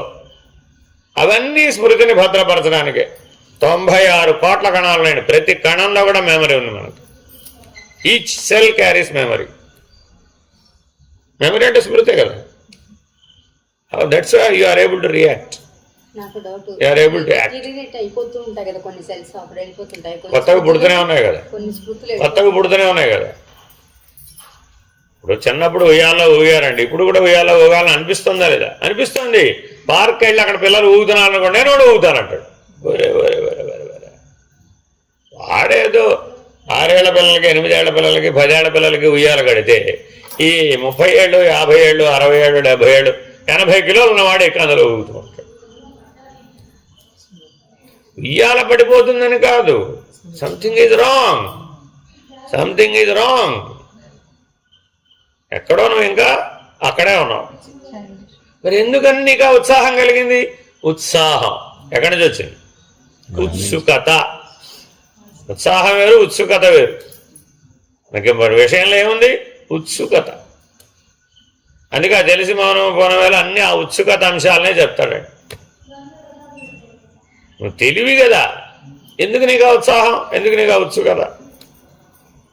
ఆ గుణంలో చేరిపోవాలని, ఆ విషయంలో చేరిపోవాలని, ఆ ఇంద్రియ సుఖాన్ని అనుభవించాలనే ఉత్సాహం ఎందుకే బాబు నీకు? అక్కడ విరమించుకో, అప్పుడు మౌనమేగా. తెలివిగానే ఉందండి, అప్పుడు అది మౌనమే కదా. అది మౌనం అంటే అర్థం. మౌనం అంటే నోరు కట్టేయటం, ఆలోచనలు కట్టేయడం అవసరమే. ఇవన్నీ ఈ స్విచ్లన్నీ ఆఫ్ చేయాల్సిందే ఎప్పటికైనా సరే. మన ప్రయత్నం ఏమిటి? ఇప్పుడు స్విచ్ ఆన్ చేయాలా, ఆఫ్ చేయాలా? నీ చేతిలో పెట్టాడు భగవంతుడు. బాగా గుర్తుపెట్టుకోండి, వీటన్నిటి స్విచ్ కంట్రోలర్ ఎవరు? నువ్వే. కానీ ఇప్పటి వరకు దోషం వాటి మీద వేసావు. కంట్రోల్స్ అని నీకిస్తే నువ్వు దాన్ని వాడుకోకుండా అది నా మాట వింటలేదని దాని మీద తోసేసేవాడు. శరీరం నా మాట వింటలేదు, మనసు నా మాట వింటలేదు, ప్రపంచం నా మాట వింటలేదు, మా ఇంట్లో వాళ్ళు ఎవరు నా మాట వింటలేదు. అసలు నీ మాట ఎందుకు వినాలి? ఎందుకు వినాలండి ఎవరైనా? ఎందుకని? నీ మాట నువ్వే వింటలేదు, నీ మీద నీకే కంట్రోల్ లేదు. ఎప్పుడేం మాట్లాడతావో నీకే తెలియదు. ఎందుకని? నువ్వు కంట్రోల్. మరి ఇవన్నీ సాధనంతా దేనికోసం? నీ స్వస్థితిలో ఉండటానికి. నీ స్వస్థితిలో ఉంటే అసలు దేనైనా ఆపరేట్ చేయాలని ఎందుకు అనిపించింది నీకు? అవసరం లేదు కదా, నో నీడ్. ఎన్నైనా ఉండవచ్చండి ప్రపంచంలో, ఎన్ని ఉంటే మాత్రం నీకెందుకు? ప్రపంచంలో ఎవరో కళ్ళు తాగారు, నీ కళ్ళు తాగాలని అనిపించడం ఎందుకు? ఇప్పుడు లేదుగా ఇక్కడ. అది ఎప్పుడో దారంపడ పోతుంటే ఎవడో తాటి కళ్ళు తాగుతూ కనపడ్డాడండి, నీ మైండ్ రిజిస్టర్ చేసి ఏం చేయాలి ఇప్పుడు? దాన్ని ఎప్పుడు గుర్తొస్తుంది? ధ్యానం చేసినప్పుడు గుర్తొస్తుంది. ఏం చేయాలి ఇప్పుడు దాన్ని? Why did you carry it? అసలు దాన్ని ఎందుకు క్యారీ చేసావు? నీకేం అవసరం? అవసరం లేదు కదా. ఎవరో రకరకాల స్ప్రేలు, సెంట్లు, ఒక మీరు వాడు స్ప్రేలు సెంట్లు మెయింటైన్ చేశారండి, నీకు తెలిసింది. బయటికి వెళ్తావు కదా, ఇల్లు అంతా చూపిస్తాడు కదా, ఇదిగో ఇదంతా నా మేకప్ మెటీరియల్ అని చూపెట్టాడండి. మన మైండ్ రిజిస్టర్ చేసింది. ఏం చేస్తుంది? ఏం చేస్తుంది? నీ జుట్టుకు రంగేసుకుంటే బాగున్నావు అని ఒకడు అన్నాడండి. ఏమి లేదు, తెల్లబడిన జుట్టుకి రంగేసాడండి. ఎవడో ఏం చేశాడు? బాగున్నావు నేను అట్టంటే వాడు డై చేయించావు కదా, బాగున్నావు. వెంటనే నీ మనసు ఏం చేసింది? రిజిస్టర్ చేసింది. మళ్ళీ తెల్లబడదా? అయిపోయాయి, ఫినిష్డ్. వ్యవహారం ఎలా పెరిగింది ఇప్పుడు? ఎక్కడ పెరిగింది ఇప్పుడు? బయట లోపల? మరి ఆత్మ అవ్యవహారి కదా. అది తెల్ల ఏమిటి, నల్ల ఏమిటి, దానికి ఏం పని అసలు? మన పని. మరి ఆత్మ మొదటి లక్షణం ఏమిటి? అవ్యవహారి. నా వ్యవహారం అంటావండి మళ్ళీ మధ్యలో వచ్చి. అన్నావంటే ఎవరు నువ్వు అప్పుడు? కాబట్టి నువ్వు ఉండవలసిన చోట ఉంటే అక్కడి నుంచి కదలకుండా చేయదగింది చెయ్యి. ఎవరు చేయొద్దన్నారు? భగవంతుని నేనేం చేయొద్దని లేదే అన్నాడా? అనలేదు. కానీ ఆత్మలక్షణాలను తోటి చేయమన్నాడు. నువ్వు ఆత్మలక్షణాలను నిలబెట్టుకుంటూ ఎంత చేయగలిగితే అంతే చెయ్యి. మిగిలిన మా కుటుంబ సభ్యులు ఒప్పుకోరండి, లేదా మా పక్కింటోడు ఒప్పుకోడండి, లేదా నా బాస్ ఒప్పుకోడండి, లేకపోతే నా వ్యవహారానికి అది సరిపోదండి. ఏం చేద్దాం? సరే ఏం చేద్దాం? అనండి, సరే ఏం చేద్దాం? ఇప్పుడు భగవంతుడు ఏమంటున్నాడు? సరే ఏం చేద్దాం అయితే ఇప్పుడు? ఓకే, ఇవన్నీ కథ అంతా చెప్పావు, ఏం చేద్దాం? What is your goal? నీ లక్ష్యం ఏమిటి? మా బాస్ని మెప్పించడం, వెళ్ళైతే. మా అత్తగారిని మెప్పించడం, వెళ్ళైతే. మా ఆయన్ని మెప్పించడం, ప్రొసీడ్. ఎన్నన్నా చెప్పా, ఓకే. భగవంతుడికి ఏముంది? ఎందుకని? కల్పాంతం దాకా నాకు టైం ఉంది. నాకు ఎప్పటిదాకా టైం ఉంది? ఓకే, ఇప్పుడు ఏం దాందే ఉంది. If not now tomorrow. ఇవాళ అవ్వలేదండి, ఏం చేయాలి మరి? బ్యాలెన్స్ రేపు చేయవలసిందేగా. వాళ్ళ మీరు ఏదో పని చేశారండి, పిండి రుబ్బారండి, ఇవాళ వేరుగా రేపు అట్లా వేయడానికి వాళ్ళు పిండి రుబ్బారు, అంతేనా కాదు? గ్యారెంటీగా రేపు ఉంటావా? ఉంటాననే కదండి అంతా రెడీ చేసుకున్నాం. చెయ్యాలా అవుతా? రేపు ఉంటానో ఉండను, నేను వాళ్ళు చేయనన్నావు అనుకో, మీ కుటుంబ సభ్యులు ఏమంటారు? రేపటి సంగతి రేపు చూసుకుందాం, ముందు వాళ్ళ సంగతి ఆలోచించంటాడు. చూడండి, వ్యవహారంలో కూడా చూడండి, మీరు ఏదైనా ఇలా చెప్తే వెంటనే వాళ్ళు ఏమంటారు? రేపటి సంగతి ఎందుకమ్మా, ఇప్పటి సంగతి ఆలోచించు అంటారా లేదా? అదేగా భగవంతుడు కూడా చెప్తున్నాడు. ఎప్పటి సంగతో నీకెందుకు, వచ్చే జన్మకి చేస్తావో చేయవో నాకెందుకు, ఇప్పుడేం చేస్తున్నావు, ఈ మూమెంట్కి ఏం చేస్తున్నావు? నువ్వు ఆత్మస్వరూపుడుగా ఉంటే నీకు నాకు భేదం లేదు. ఈ గొడవ ఎందుకు పెట్టాము? ఈ గొడవ ఎక్కడి నుంచి వచ్చింది? నువ్వు ఆత్మలక్షణాలతో ఉంటే నీకు నాకు భేదం లేదు. ఆ ఆత్మలక్షణాలతో లేకపోతే అంతా తేడానే, ఒకటి కాదు, అంతా తేడానే. ఎందుకని? నువ్వే చెప్తున్నావుగా, నీకు నాకు పోలిక ఎక్కడ స్వామి? నువ్వు బ్రహ్మాండ వ్యాప్త దేహం కలిగిన వాడివి, నేను 3 మూరలు 3 జానలు కలిగిన పరిమిత దేహం కలిగిన వాడిని. నీవో సర్వజ్ఞుడవు, నేను కించిజ్ఞుణ్ణి. నీ తెలివితేటలు సముద్రం అంతా, నా తెలివితేటలు చెంచా. నీకు నాకు పోలిక ఎక్కడ స్వామి? నువ్వు దేవుడవు, నేను జీవుడను. మరి ఇప్పుడు భగవంతుడు ఏమనాలి? నువ్వేం చెప్పినా ఆయన మద్దతు ఒకటే, తథాస్తు. ఆయన ఏమన్నాడంటే, ఆయనకు అంతవరకే రోల్ ప్లే ఉంది. నువ్వేం చెప్పినా సరే, అలాగే, ఓకే, యాక్సెప్టెడ్, తథాస్తు. స్వామి నేను నువ్వు ఒకటే, తథాస్తు. అలా అయినా ఓకే, అద్వైతం, ఓకే, తథాస్తు. లేదు లేదు బాబు, నువ్వు వేరు నేను వేరు, నీకు నాకు కుదరదయ్యా బాబు. మరి మనమేగా ఈ 2 రోల్ ప్లేలు మార్చుకుంటున్నాం. బాగా తెలివితేటలు బాగా వచ్చినాయండి, బాగా బుద్ధి సూక్ష్మంగా పనిచేసిందండి, మీరు తెలివి బాగా పైకి వెళ్ళి కూర్చున్నారండి. అప్పుడేమన్నారు? శివుడు దేవుడు ఒకటే. ఇప్పుడేమన్నారు? దేవుడు తథాస్తు. ఎంతసేపు ఉన్నాం అక్కడ? 3 నిమిషాలే, 3 minutes. సంతృప్తి అయిపోయింది అక్కడ. ఆ 3 minutesలో ఏమైపోయావు? మళ్ళీ ఏమన్నావు? ఓహో, పొరపాటు అయిపోయింది స్వామి, నీకు నాకు, నువ్వు వరాలు ఇవ్వాల్సిందే, నేను అనుభవించాల్సింది. నువ్వు వరం ఇవ్వకపోతే నా వల్ల ఈ పనులు ఏమి నేను చేయలేను, నువ్వు వరం ఇవ్వకపోతే నా వల్ల కాదు. ఇప్పుడే చెప్పాను, ఆత్మ అవ్యవహారి అనే లక్షణం మీలో స్థిరపడే వరకు ఈ ఆట ఆడవలసి. ఎందుకని ఆత్మలక్షణ, ఆత్మబోధ చెప్పినప్పుడే చెప్పాను. ఈ నిర్ణయం మీలో నిలబడనంత వరకు మీరు తత్వబోధకు పనికిరారు. తత్వబోధ చెప్పాలంటే తత్వమసి మహావాక్యం ఉండాలి.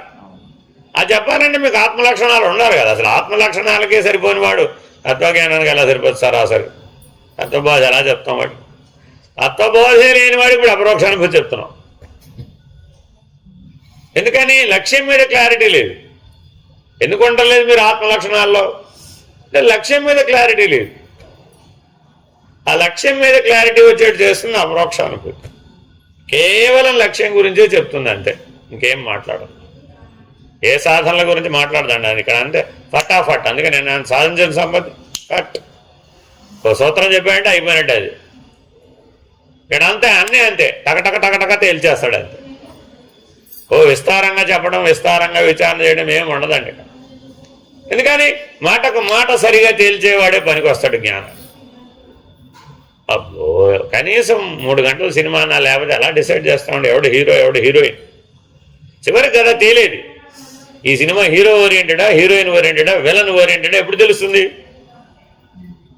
ఎండింగ్లో తెలుస్తుంది, క్లైమాక్స్. అంతేనా? మరి 3 గంటల సినిమా చూడాలి కదా. అప్పుడు జీవితం ఏమైపోయింది? ఎన్ని సినిమాలు చూడాలి? చిత్తవృత్తులన్నీ సినిమాలే కదా. మీ స్టోర్ హౌస్ అంతా సినిమానే కదా. ఎవరు మెయింటైన్ చేయమన్నారు? అసలు ఎందుకు నీకేం అవసరం? ఏం చేద్దాం? కానీ గుర్రాలతో హీరో గారు గుర్రం వేసుకుని వెళ్ళాడండి, మనం వెళ్తాం ఏమిటి? ఏం ప్రయోజనం?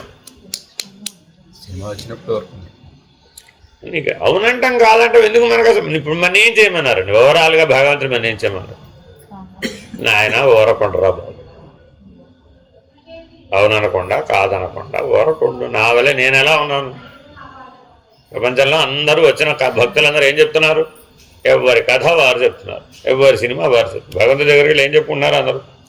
ఎవరి కథ వారు, ఎవరి సినిమా వారు చెప్పుకుంటారు. భగవంతుడు ఏం చేశాడు? నా వలే ఉండరా బాబు, పరిష్కారం చెప్తా విను. నేను ఏమిటి? నా వలే ఉండు, అది నేనేం చేసినప్పుడు ఏం చేయదుగా. కానీ మనం ఆ ఒక్క పరిష్కారాన్ని తప్ప మిగిలినవన్నీ వాడేసావా లేదా? వాడేమంటున్నావు? పైగా నేను చెప్పిన పరిష్కారాన్ని నువ్వు ఆమోదించమంటున్నావు భగవంతుడు. మన డిమాండ్ ఏమిటి? నా తెలివితో నేను ఆల్రెడీ ఓ పరిష్కారాన్ని పెట్టుకున్నా, నువ్వు దానికి సహకరించు. తపస్సు చేసే ప్రతి వాళ్ళకి ఇదే సమస్య. చేస్తారు అందరూ, కానీ నా జీవితం నేను ఎట్లా జీవిస్తున్నానో దానికి అనుకూలమైనటువంటి మనుషుల్ని, అనుకూలమైన వాతావరణాన్ని, అందరూ నాకు అనుకూలంగా ఉండేది చేయొచ్చుగా. నువ్వు ఏం చేయాలి ఇప్పుడు భగవంతుడు? ఏం చేయాలి ఇప్పుడు భగవంతుడు? 800 కోట్ల మందిని మార్చాలి, 84 లక్షల జీవరాశుల్ని మార్చాలి. మార్చాలంటారు అలాగా. అది మనం ఏ కోరికో ఆయన తథాస్థానాలు కదా, ఆయన పని అదే కదా అంటాడు. ఎందుకంటూ మళ్ళీ సినిమా యాక్సిడెంట్ ఏమో ఆయనకేం పని? ఆయనకేం ఇప్పుడే అవ్వాలి. ఆయన లెక్కలో కాలమానం వేరు, నీ లెక్కలో కాలమానం వేరు. అలాగే తథాస్తు. ఆయన ఏమనడండి, నీ కోరికలన్నిటికీ ఆయన ఏమంటుతాడు? తథాస్తు. మరి అప్పుడేమైంది? అందుకని ధృతరాష్ట్రుడు గాంధారి అడిగారు, ఎందుకు నాకు ఈ దుస్థితి కలిగిందని మహాభారత యుద్ధం చివరికి.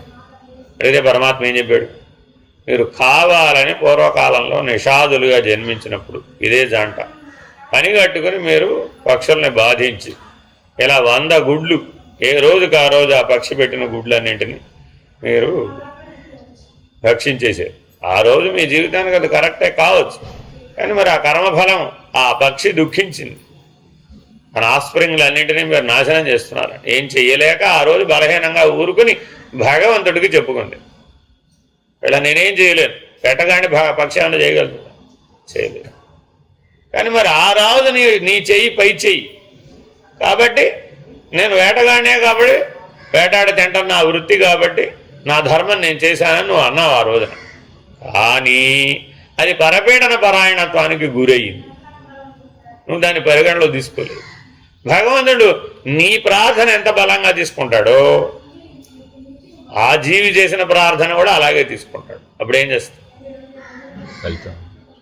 మరి వాడికి తథాస్తేగా, నీకు తథాస్తే. ఈ జన్మలో నీకు ఆ ఫలితం వచ్చేసింది అంతే. ఆ రోజున కైకేయి 14 ఏళ్ళు వనవాసానికి పొమ్మంది అకారణంగా, అవునా కాదా? అందుకని 14 ఏళ్ళు రేపలలో ఉన్నాడు. అలా తర్వాత మధురకు వచ్చాడు. వాళ్ళ అమ్మ అడిగింది, నాన్న పుట్టిన తర్వాత 14 ఏళ్ళలో నన్ను చూడాలని నీకు అనిపించలేదా? అమ్మ నన్ను ఆ రోజున బొమ్మన్నావు కదా, నన్ను చూడాలని నీకు అనిపించలేదా? ఆ రోజున అనిపించలేదుగా నీకు. ఎంతమందో అందుబాటులో ఉండగా భరతుడు వచ్చాడుగా, వచ్చినప్పుడు మరి నువ్వు కూడా వచ్చి ఉండొచ్చుగా, ఎందుకు రాలేదు? నీకు అలా అనిపించలేదు, భగవంతుడు అని అనిపించలేదు. అయ్యో నా పిల్లాన్ని నేను పంపించానని పశ్చాత్తాపం నీకు ఆనాడు కలగలేదు. నేను నిన్నే తల్లిగా భావించి నీ మందిరంలోనే ఎక్కువసేపు ఉన్నానుగా. కౌసల్య దగ్గర లేదు, నేను కైకేయి దగ్గరే ఉన్నాడు రాముడు. బాలరాముడి జీవితం అంతా కైకేయి మందిరంలోనే. మరి ఎందుకు నీకు అలా అనిపించింది? ఏం చేస్తాను ఆయన కాలకర్మవశాత్ అని. ఇది కూడా అంతేనమ్మా, కాలకర్మవశాత్. ఆ తీరిపోయింది, ఆ 14 ఏళ్ళు తీరిపోయింది, అదిగో వచ్చాయి. అక్కడ ప్రణాళిక అయిపోయింది, ఇక్కడ ప్రణాళిక మొదలైంది. ఇక్కడ కథ నడవాలంటే ఇక్కడికే రావాలి. మరి ఉగ్రసేనుని రాజు చేయాలంటే ఎక్కడికి రావాలి? మరి మధ్యలోకి రావాలి, జరాసంధతో పోట్లాడాలి, మిమ్మల్ని అందరినీ పట్టుకెళ్ళి ద్వారకలో పెట్టాలి. చిన్న పనే పెద్ద పనే. రాత్రికి రాత్రి షిఫ్ట్ చేశాడండి. ఓవర్ నైట్ అందరూ నిద్రపోతున్నప్పుడు మధురానగరంలో ఉన్నటువంటి సకల పశుపక్ష్యాదులతో సహా రాత్రికి రాత్రి ద్వారక ఒక పూటలో నిర్మాణం అయ్యింది. మొత్తం అందరినీ షిఫ్ట్ చేసేసారు అంతే. తెల్లారేపటికి ద్వారకలో ఉన్నారంతే. అంతటి మహానుభావుడు జరాసంధుడికి వెన్నిచ్చి పారిపోయాడు 14 సార్లు. ఎందుకనండి? మనకు నేర్పడానికి. అదేమిటండి? వాడి టైం వస్తుందిరా నాయన, వాడి టైం, వాడి చావు భీముడి చేతిలో ఉంది, నా చేతులు ఈ మధ్యలో నేను ఎందుకు చేతులకు మట్టి అంటించుకోవాలి. జరాసంధుడు ఏమనుకున్నాడు, నన్ను చూసి 14 సార్లు పారిపోయాడు. భీరు పరమాత్మను ఏమన్నాడండి, భీరు తిరిగి వాడండి, వాడితో ఏమిటండి అని వాడిని వేస్ట్, నేను ఇంకోసారి వాడితో యుద్ధానికి వెళ్ళన్నాడు. ఎందుకు పారిపోయేవాడితో యుద్ధం ఏమిటండి, ఎదురు నిలబడేవాడితో యుద్ధం. మరి చివరి యుద్ధం వెళ్ళినప్పుడు ఈయన కూడా వెళ్ళాడుగా. గుర్తుపట్టాను, నువ్వేగా పారిపోయిన 14 సార్లు, నీతో నువ్వు నాకు సరిజోడు కాదన్నాడు. ఇప్పుడు వాడి మృత్యువుని వాడే ఎంపిక చేసుకున్నాడా లేదా? ఏమడిగాడు, ముగ్గురం వచ్చాం, మాలో ఎవరితో యుద్ధం చేస్తావో నువ్వే ఎంపిక చేసుకో. ఎంత ఛాయిస్ ఇచ్చాడు దాన్ని. మృత్యుకాలం వచ్చినా పరమాత్మకి తెలిసి వాడికి మృత్యుకాలం వచ్చిందని, అయినా ధర్మాన్ని పాటించాడు, నీకు అవకాశం ఇచ్చాడు. అదే ఆయన కృష్ణుడితోటో అర్జునుడితోటో తలపడి ఉంటే సీన్ డిఫరెంట్గా ఉండేది. కానీ ఆ సమయానికి వాడి బుద్ధి ఎలా పనిచేసింది, నేనేమిటి, వాడు చెట్టు పుట్టా పట్టుకున్న బాణాలు వేసుకున్నాడు, వాడికి నాకు యుద్ధమే, చాచా నువ్వు పనికిరావు పోన్నాడు, నువ్వు అసలే నన్ను చూసి 14 సార్లు పారిపోయి, నీకు నాకు యుద్ధమే. సరిజోడుతో యుద్ధం చేస్తే యుద్ధం, కానీ రణనీతి ఒప్పుకోదయ్యా సరిజోడు కాకపోతే. విజయమో వేరే స్వర్గమో తర్వాత విషయం, ముందు ఎవరితో యుద్ధం ఉండాలి. మనం కూడా జీవితం మొత్తం మీద ఎవరిని ఎత్తుకున్నాం, మ్యాచింగ్. మా అమ్మాయికి మ్యాచెస్ చూస్తున్నామండి, ఎవరు వాళ్ళు, సరిజోడు. తినా కదా, ఏం చేస్తారు వాళ్ళిద్దరు, కాగా డిషుమ్ ఫైనల్గా ఎవరు తేల్తారు, ఎవడో తేల్తాడు. పాఠం నేర్పుతున్నాడు. ప్రతి స్టోరీ మన లోపల అంతర్ముఖంలో ప్రతిరోజు యుద్ధం చేస్తున్నామండి. ఎవరు మిగులుతున్నాడు, జరాసంధుడు మిగులుతున్నాడా, భీముడు మిగులుతున్నాడా? పక్కన సాక్షిగా ఉన్న కృష్ణ పరమాత్మన బాగా గుర్తుపెట్టుకోవాలండి. ఆ యుద్ధంలో 3 ఉన్నారు. ఒకడు జరాసంధుడు, వాడేవాడు నీ మనసే. జరాసంధుడు అంటే ఎవరో కాదు, నీ మనస్సు. ఆ మనస్సుకున్న లక్షణం ఏంటి, ఇలా తెచ్చి కలిపావంటే మళ్ళీ తయారైపోతుంది. అందుకని పరమాత్మ ఏం సూచించాడు, ఇలా అన్నాడు. భీముడికి ఎంతకాలం చేసిన భీముడు ఏం చేశాడు, ఇలాగే కలిపాడు. ఇలా కలిపితే ఏమైంది, మళ్ళీ తయారైపోయింది. అది మనం కూడా, మన గొడవ కూడా ఇదే. మనం అందరం భీముడే. శ్రీకృష్ణ తెలివితేటలు లేవు మనకి. ధ్యానం చేసే వాళ్ళందరూ చూస్తే నాకు అదే, ఓహో వీళ్ళందరూ భీముడిలాగా యుద్ధం చేస్తారు అనుకుంటా. ఎందుకని అక్కడ ఏదో వస్తుంది, ఇలా తెచ్చి కలిపేస్తాం. మళ్ళీ వృత్తి సిద్ధం. నీ చిత్తవృత్తి ఎక్కడికి పోదు, ఆ చిత్తశుద్ధి అప్పటికి రాదు. అది లేకపోతే నీకు ఆత్మభావం నిలబడదు.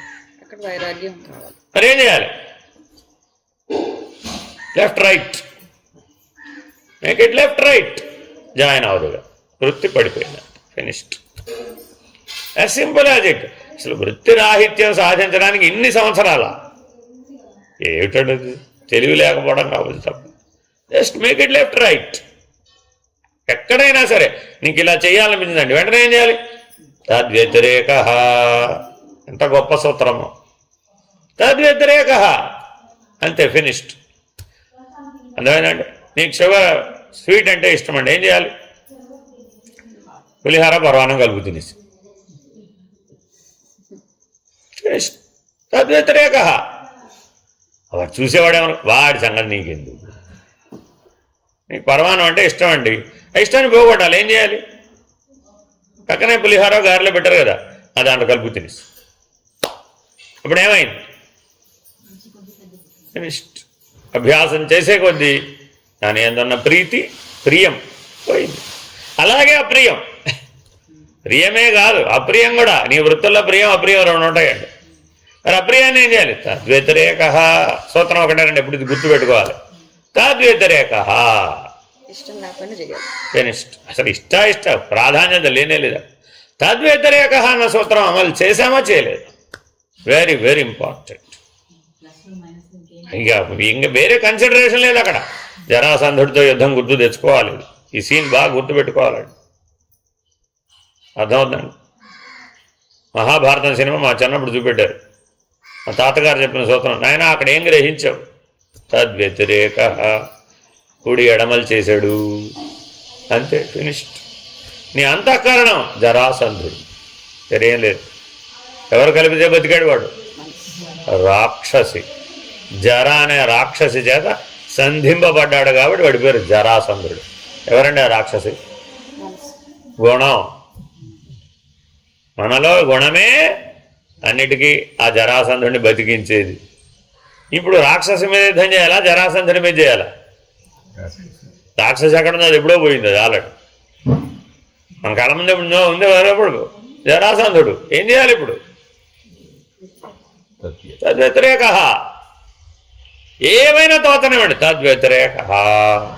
కూర్చోవాలనిపించింది నడు, నడవాలనిపించింది కూర్చో, తినాలనిపించింది మానేయి, మానేయాలనిపించింది తిను, పడుకోవాలనిపించింది మేలుకో, మేలుకోవాలనిపించింది పడుకో. తద్వ్యతిరేక తద్భిన్న. అంటే భిన్నమైపోతుంది ఆటోమేటిక్గా. నిన్ను అసలు ఎలా ఈ పని చేసేటప్పుడు నువ్వు భీముడిలాగా ఉండాలి, అప్పుడు కృష్ణ పరమాత్మలాగా ఉండాలి. Very very important. కృష్ణ పరమాత్మలాగా ఉండాలే కానీ భీముడిలాగా ఉండకూడదు. కానీ మరి తద్వ్యతిరేక చేసింది భీముడు కదా. మన కూడా ఇది సాక్షిగా ఉండమంటున్నావు, కానీ ఒక పక్క నేను భీముడిలాగా పనిచేయాలి. మరి ఎలాగా? రెంటికి పొత్తు కుదిరేది. తెలివి పరమాత్మది, ఆచరణ భీముడిది. ఆ సీన్లో ఎవరిదండి తెలివి? ఎవరిది? పెట్టు. నీ బుద్ధిని పట్టుకెళ్ళి తస్మాత్ బుద్ధేస్తూ ఆత్మని అక్కడ పెట్టు. పనిచేయి. ఎవరిచేతున్నారు? భీముడిలాగా పనిచేయి. ఏం భీముడిలాగా సామాన్యంగా పనిచేయలేదు, భీముడిలాగా పనిచేయి. ఏమైంది ఇప్పుడు?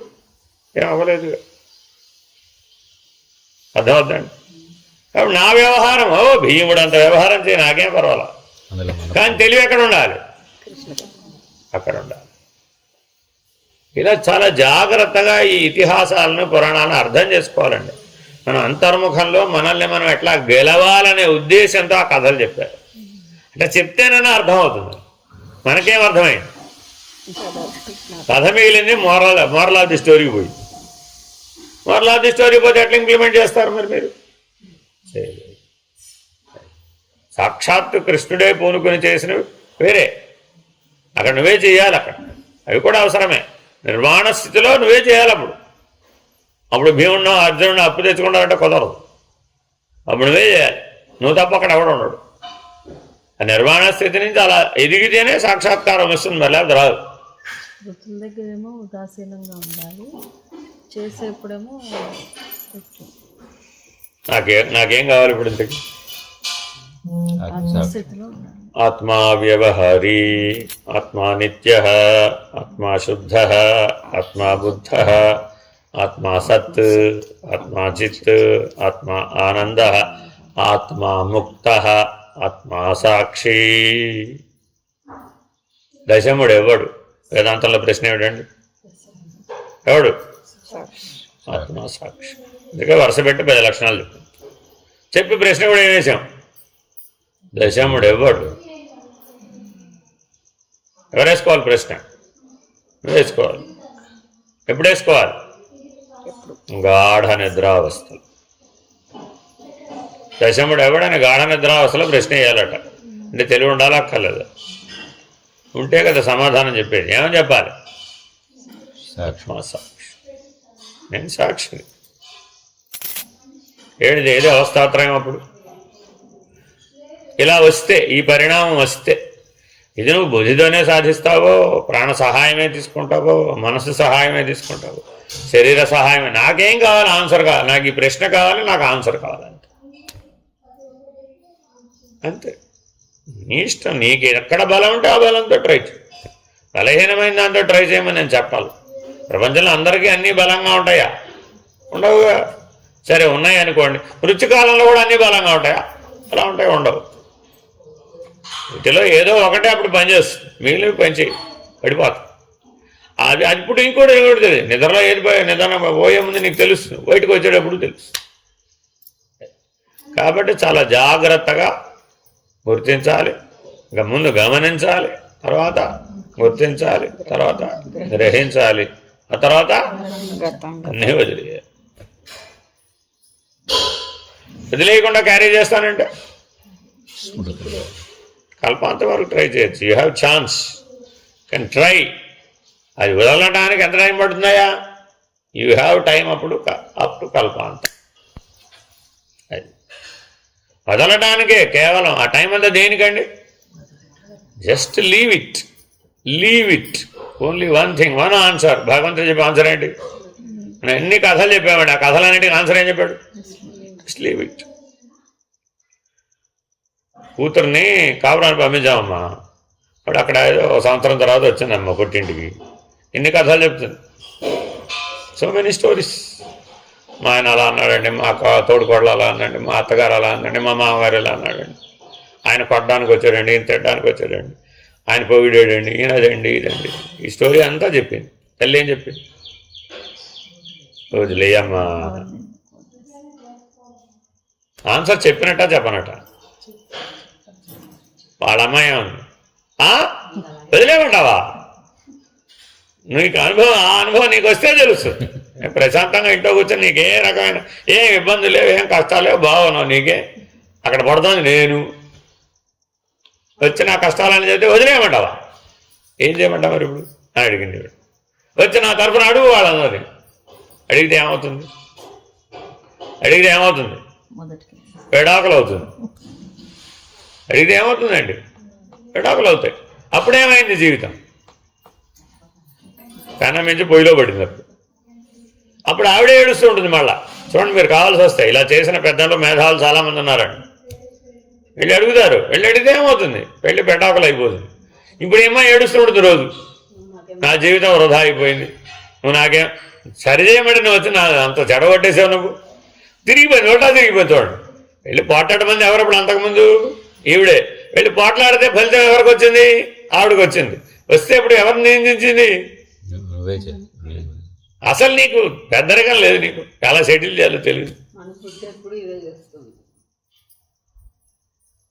ఫలితం వచ్చినాక రిపెంటెన్స్,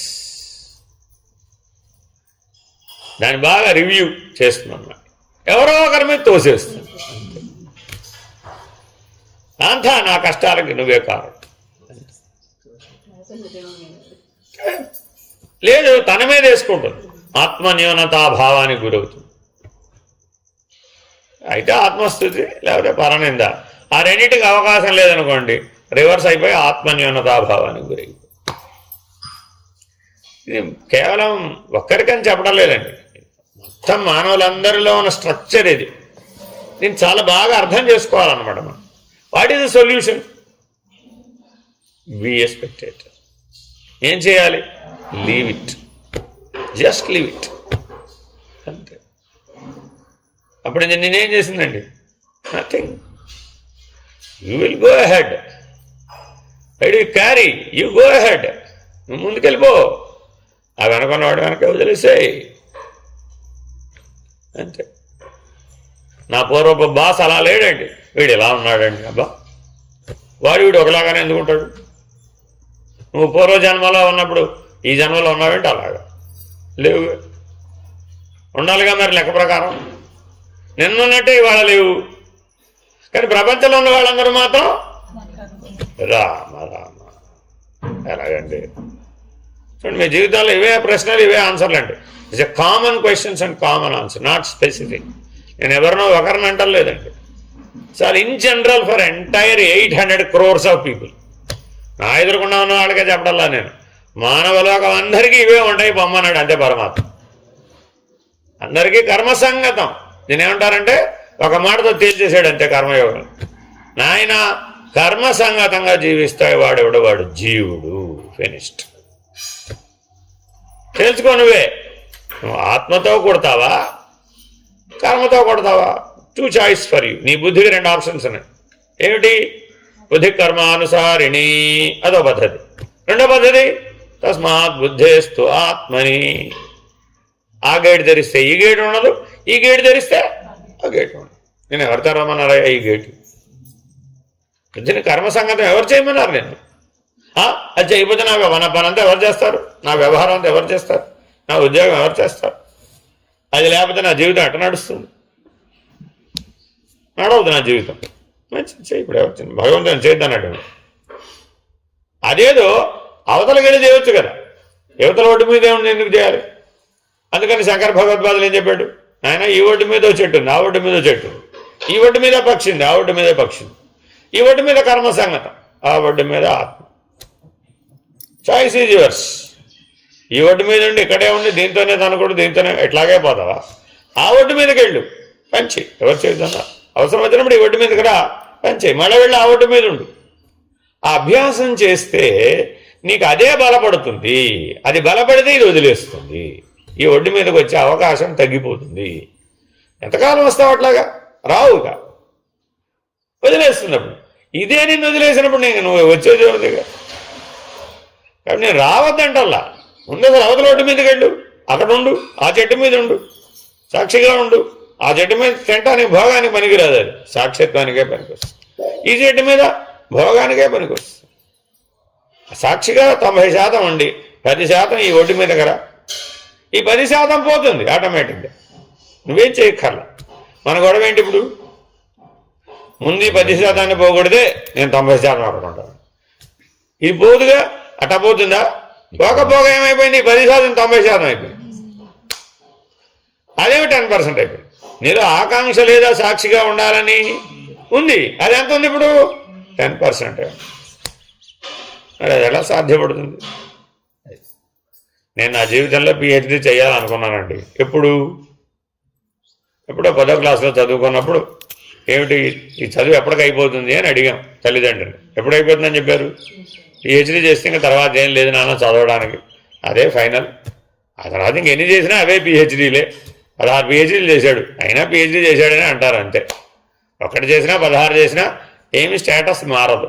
సో చదువుకి ఆఖరి పాయింట్ ఏమిటి, what is the last certificate, PhD, doctorate. అది సంపాదిస్తే అయిపోయినట్టే. ఎందులో ఒక దాంట్లో నీకు ఇష్టమైన దాంట్లో అని 10వ క్లాసులో చెప్పారు. అంతేనా కాదా. మరి ప్రతివాడు PhD చేస్తున్నాడు అంటారా, చేయట్లేదంటారు. ఎందుకని, ఐఎమ్ సాటిస్ఫైడ్ అంతే. మరి PhD చేస్తేనే మోక్షం వస్తుంది అన్నాడా పరమాత్మ? అలా చెప్పాడా? చెప్పలేదే. నేను వ్యవహారానికి ముడిపెట్టలేదు. అసలు మోక్షానికి వ్యవహారానికి లింక్ లేనే లేదు అసలు. అక్కడ మనమే కావాలని దాన్ని లింక్ చేసి చూస్తాం. అన్రిలేటెడ్ థింగ్స్ని రిలేటెడ్గా చూడడమే భ్రాంతి. భ్రాంతి. వాట్ ఈస్ భ్రాంతి? That is unrelated. అసలు దీనికి దానికి ఏం సంబంధం లేదు. అదే ఇది ఇదే. కానీ మనం ఏం చేసాం, ఒక రిలేటివిటీని ఎస్టాబ్లిష్ చేసాం. అదేంటంటే దీనికి ఉదాహరణ చెప్తారు, అంటే కొద్దిగా మోటైన ఉదాహరణ కానీ బాగా గుర్తుంటుందని చెప్తాం అనమాట. ఎందుకు ఇటువంటివి చెప్తామంటే బలంగా గుర్తుంటాయని. ఒక ఆయన ఎవరో రోడ్డు మీద వెళుతున్నారండి, ఆయనకు బట్టతల ఉంది. చూశాడు, ఇట్స్ వెరీ క్యాజువల్ థింగ్ అయినా కాదా, అంతేనా కాదా. ఇంటికి వచ్చేసాడు. వచ్చేస్తే దారిలో ఎవరైనా కలిశారా అని అడుగుతారా లేదా, న్యాచురల్గా కుటుంబ సభ్యులు. కలిశాడు ఒక ఆయన, బట్టతలతో ఉన్నాడు అన్నాడు. బట్టతల అంటే ఏమిట్రా అన్నాడు చిన్నపిల్లాడు వచ్చి. ఇదిగో నా మోకాల్లాగా ఉంటుంది వాడి బట్టతల అన్నాడు. ఈ మోకాలకి బట్టతలకి లింక్ ఏమనుందా? మరి ఇప్పుడు అడిగింది పిల్లాడు, వీడికి బట్టతల అంటే తెలియదు. ఏం చెప్పాడు ఇప్పుడు? వాడికి ఏం ఎస్టాబ్లిష్ అయింది? బట్టతల అంటే మోకాల్లాగా ఉంటుంది. Both are unrelated. ఏమైనా రిలేషన్ ఉందా జెనెటిక్? ఏమైనా సామ్యం సాపేక్షంగా చెప్పగలుగుతారా? లేదు. But you made a relativity. వాడి జీవితంలో బడతాలంటే మోకాల్లాగా ఉండదని స్థిరపడిపోయింది. పైగా ఇన్హిబిషన్ బాల్యంలో చెప్పేసాడు. ఇలా మన బాల్యంలో మనకు తెలియకుండా ఎన్ని ప్రమాణాలు ఇందులోనే వేసేసాం. మరి ఇప్పుడు ఏం చేయాలి?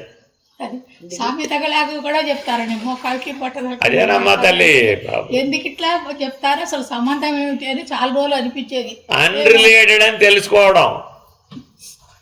ఈ సృష్టిలో ఏది రిలేటివిటీతో లేదు, దేనికి దానికే స్వయంగా ఉన్నది. అది మనం ఏం చేసాం? సాపేక్షం చేసాం. సూర్యుని అర్థం చేసుకోవాలంటే చంద్రుడి సంగతి తెలియాలి, చంద్రుడిని అర్థం చేసుకోవాలంటే సూర్యుడి సంగతి తెలియాలి. అయిపోయింది. ఇది ఎప్పటికీ తేలిక. ఇలా ప్రతిదీ ఇట్లా ఏం చేసాం? ముడేసేసాం అన్నమాట సాపేక్షంతో. అది వాస్తవానికి అవన్నీ నిరపేక్షం, దేనికి అవే స్వయం, దేని పని అది చేస్తుంది అంతే. This no relativity. దానికి దీనికేం సంబంధం లేదండి అసలు. పరమాత్మ పరమాత్మే, జీవుడు జీవుడే. వీడు అర్జెంటుగా అది అయిపోవక్కర్లా. అంటే అర్థం ఏంటి? అర్జెంటుగా పరమాత్మకున్న శక్తులన్నీ నాకు వస్తే కానీ నేను పరమాత్మ కాదు. ఇది రాంగ్ అనమాట. ఇది రిలేటివిటీ ఎస్టాబ్లిష్ చేసేసుకున్నాం, తప్పు కదా.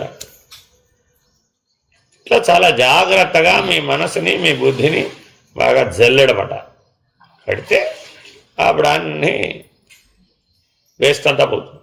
ఒకటో రెండో మిగులుతాయి అంతే. ఆ ఒకటో రెండో పెద్ద విషయం కాదు. That's not at all a big deal.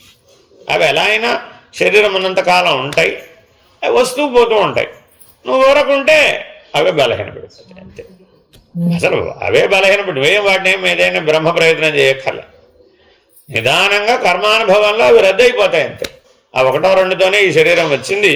శరీరం రావడానికి కారణమైనటువంటి ఏ ఒకటో రెండో ఉంటాయో అవి కాలాంతరంలో కర్మానుభవం జరగ అదే అంతేనా కాదా. 20 ఏళ్ళప్పుడు కాజాలు తినడం పోటీ పెట్టారండి. అవి కూడా ఏమిటి, కాకినాడ కాజాలు తినడం పోటీ పెట్టారనుకోండి. 20 ఏళ్ల వయసులో ఏం చేస్తాం? గెట్ రెడీ అవుతావా లేదా పోటీకి? 60 ఏళ్ల వయసులో పెట్టాం. అది రెడీ అని అడిగాం, ఏమంటావు? ఆ థాట్ కూడా రాదని బాబు. పర్వాలేదయ్యా, గిఫ్ట్ చాలా పెద్దది, ₹1,00,00,000. ఈ కాకినాడ కాజాలు తినడంలో గెలిస్తే ₹1,00,00,000 ఇస్తారు. 60 ఏళ్ల వయసు. ట్రై చేస్తావా? ట్రై చేయాలి. 80 ఏళ్ళు 80 ఏళ్ళండి. ఇదే విషయం, అదే వస్తువు, అదే గుర్తుపెట్టుకోండి. పోటీ అదే, ప్రైజ్ మనీ కూడా అదే. 20 ఏళ్ల వయసు. ఏమన్నాడు?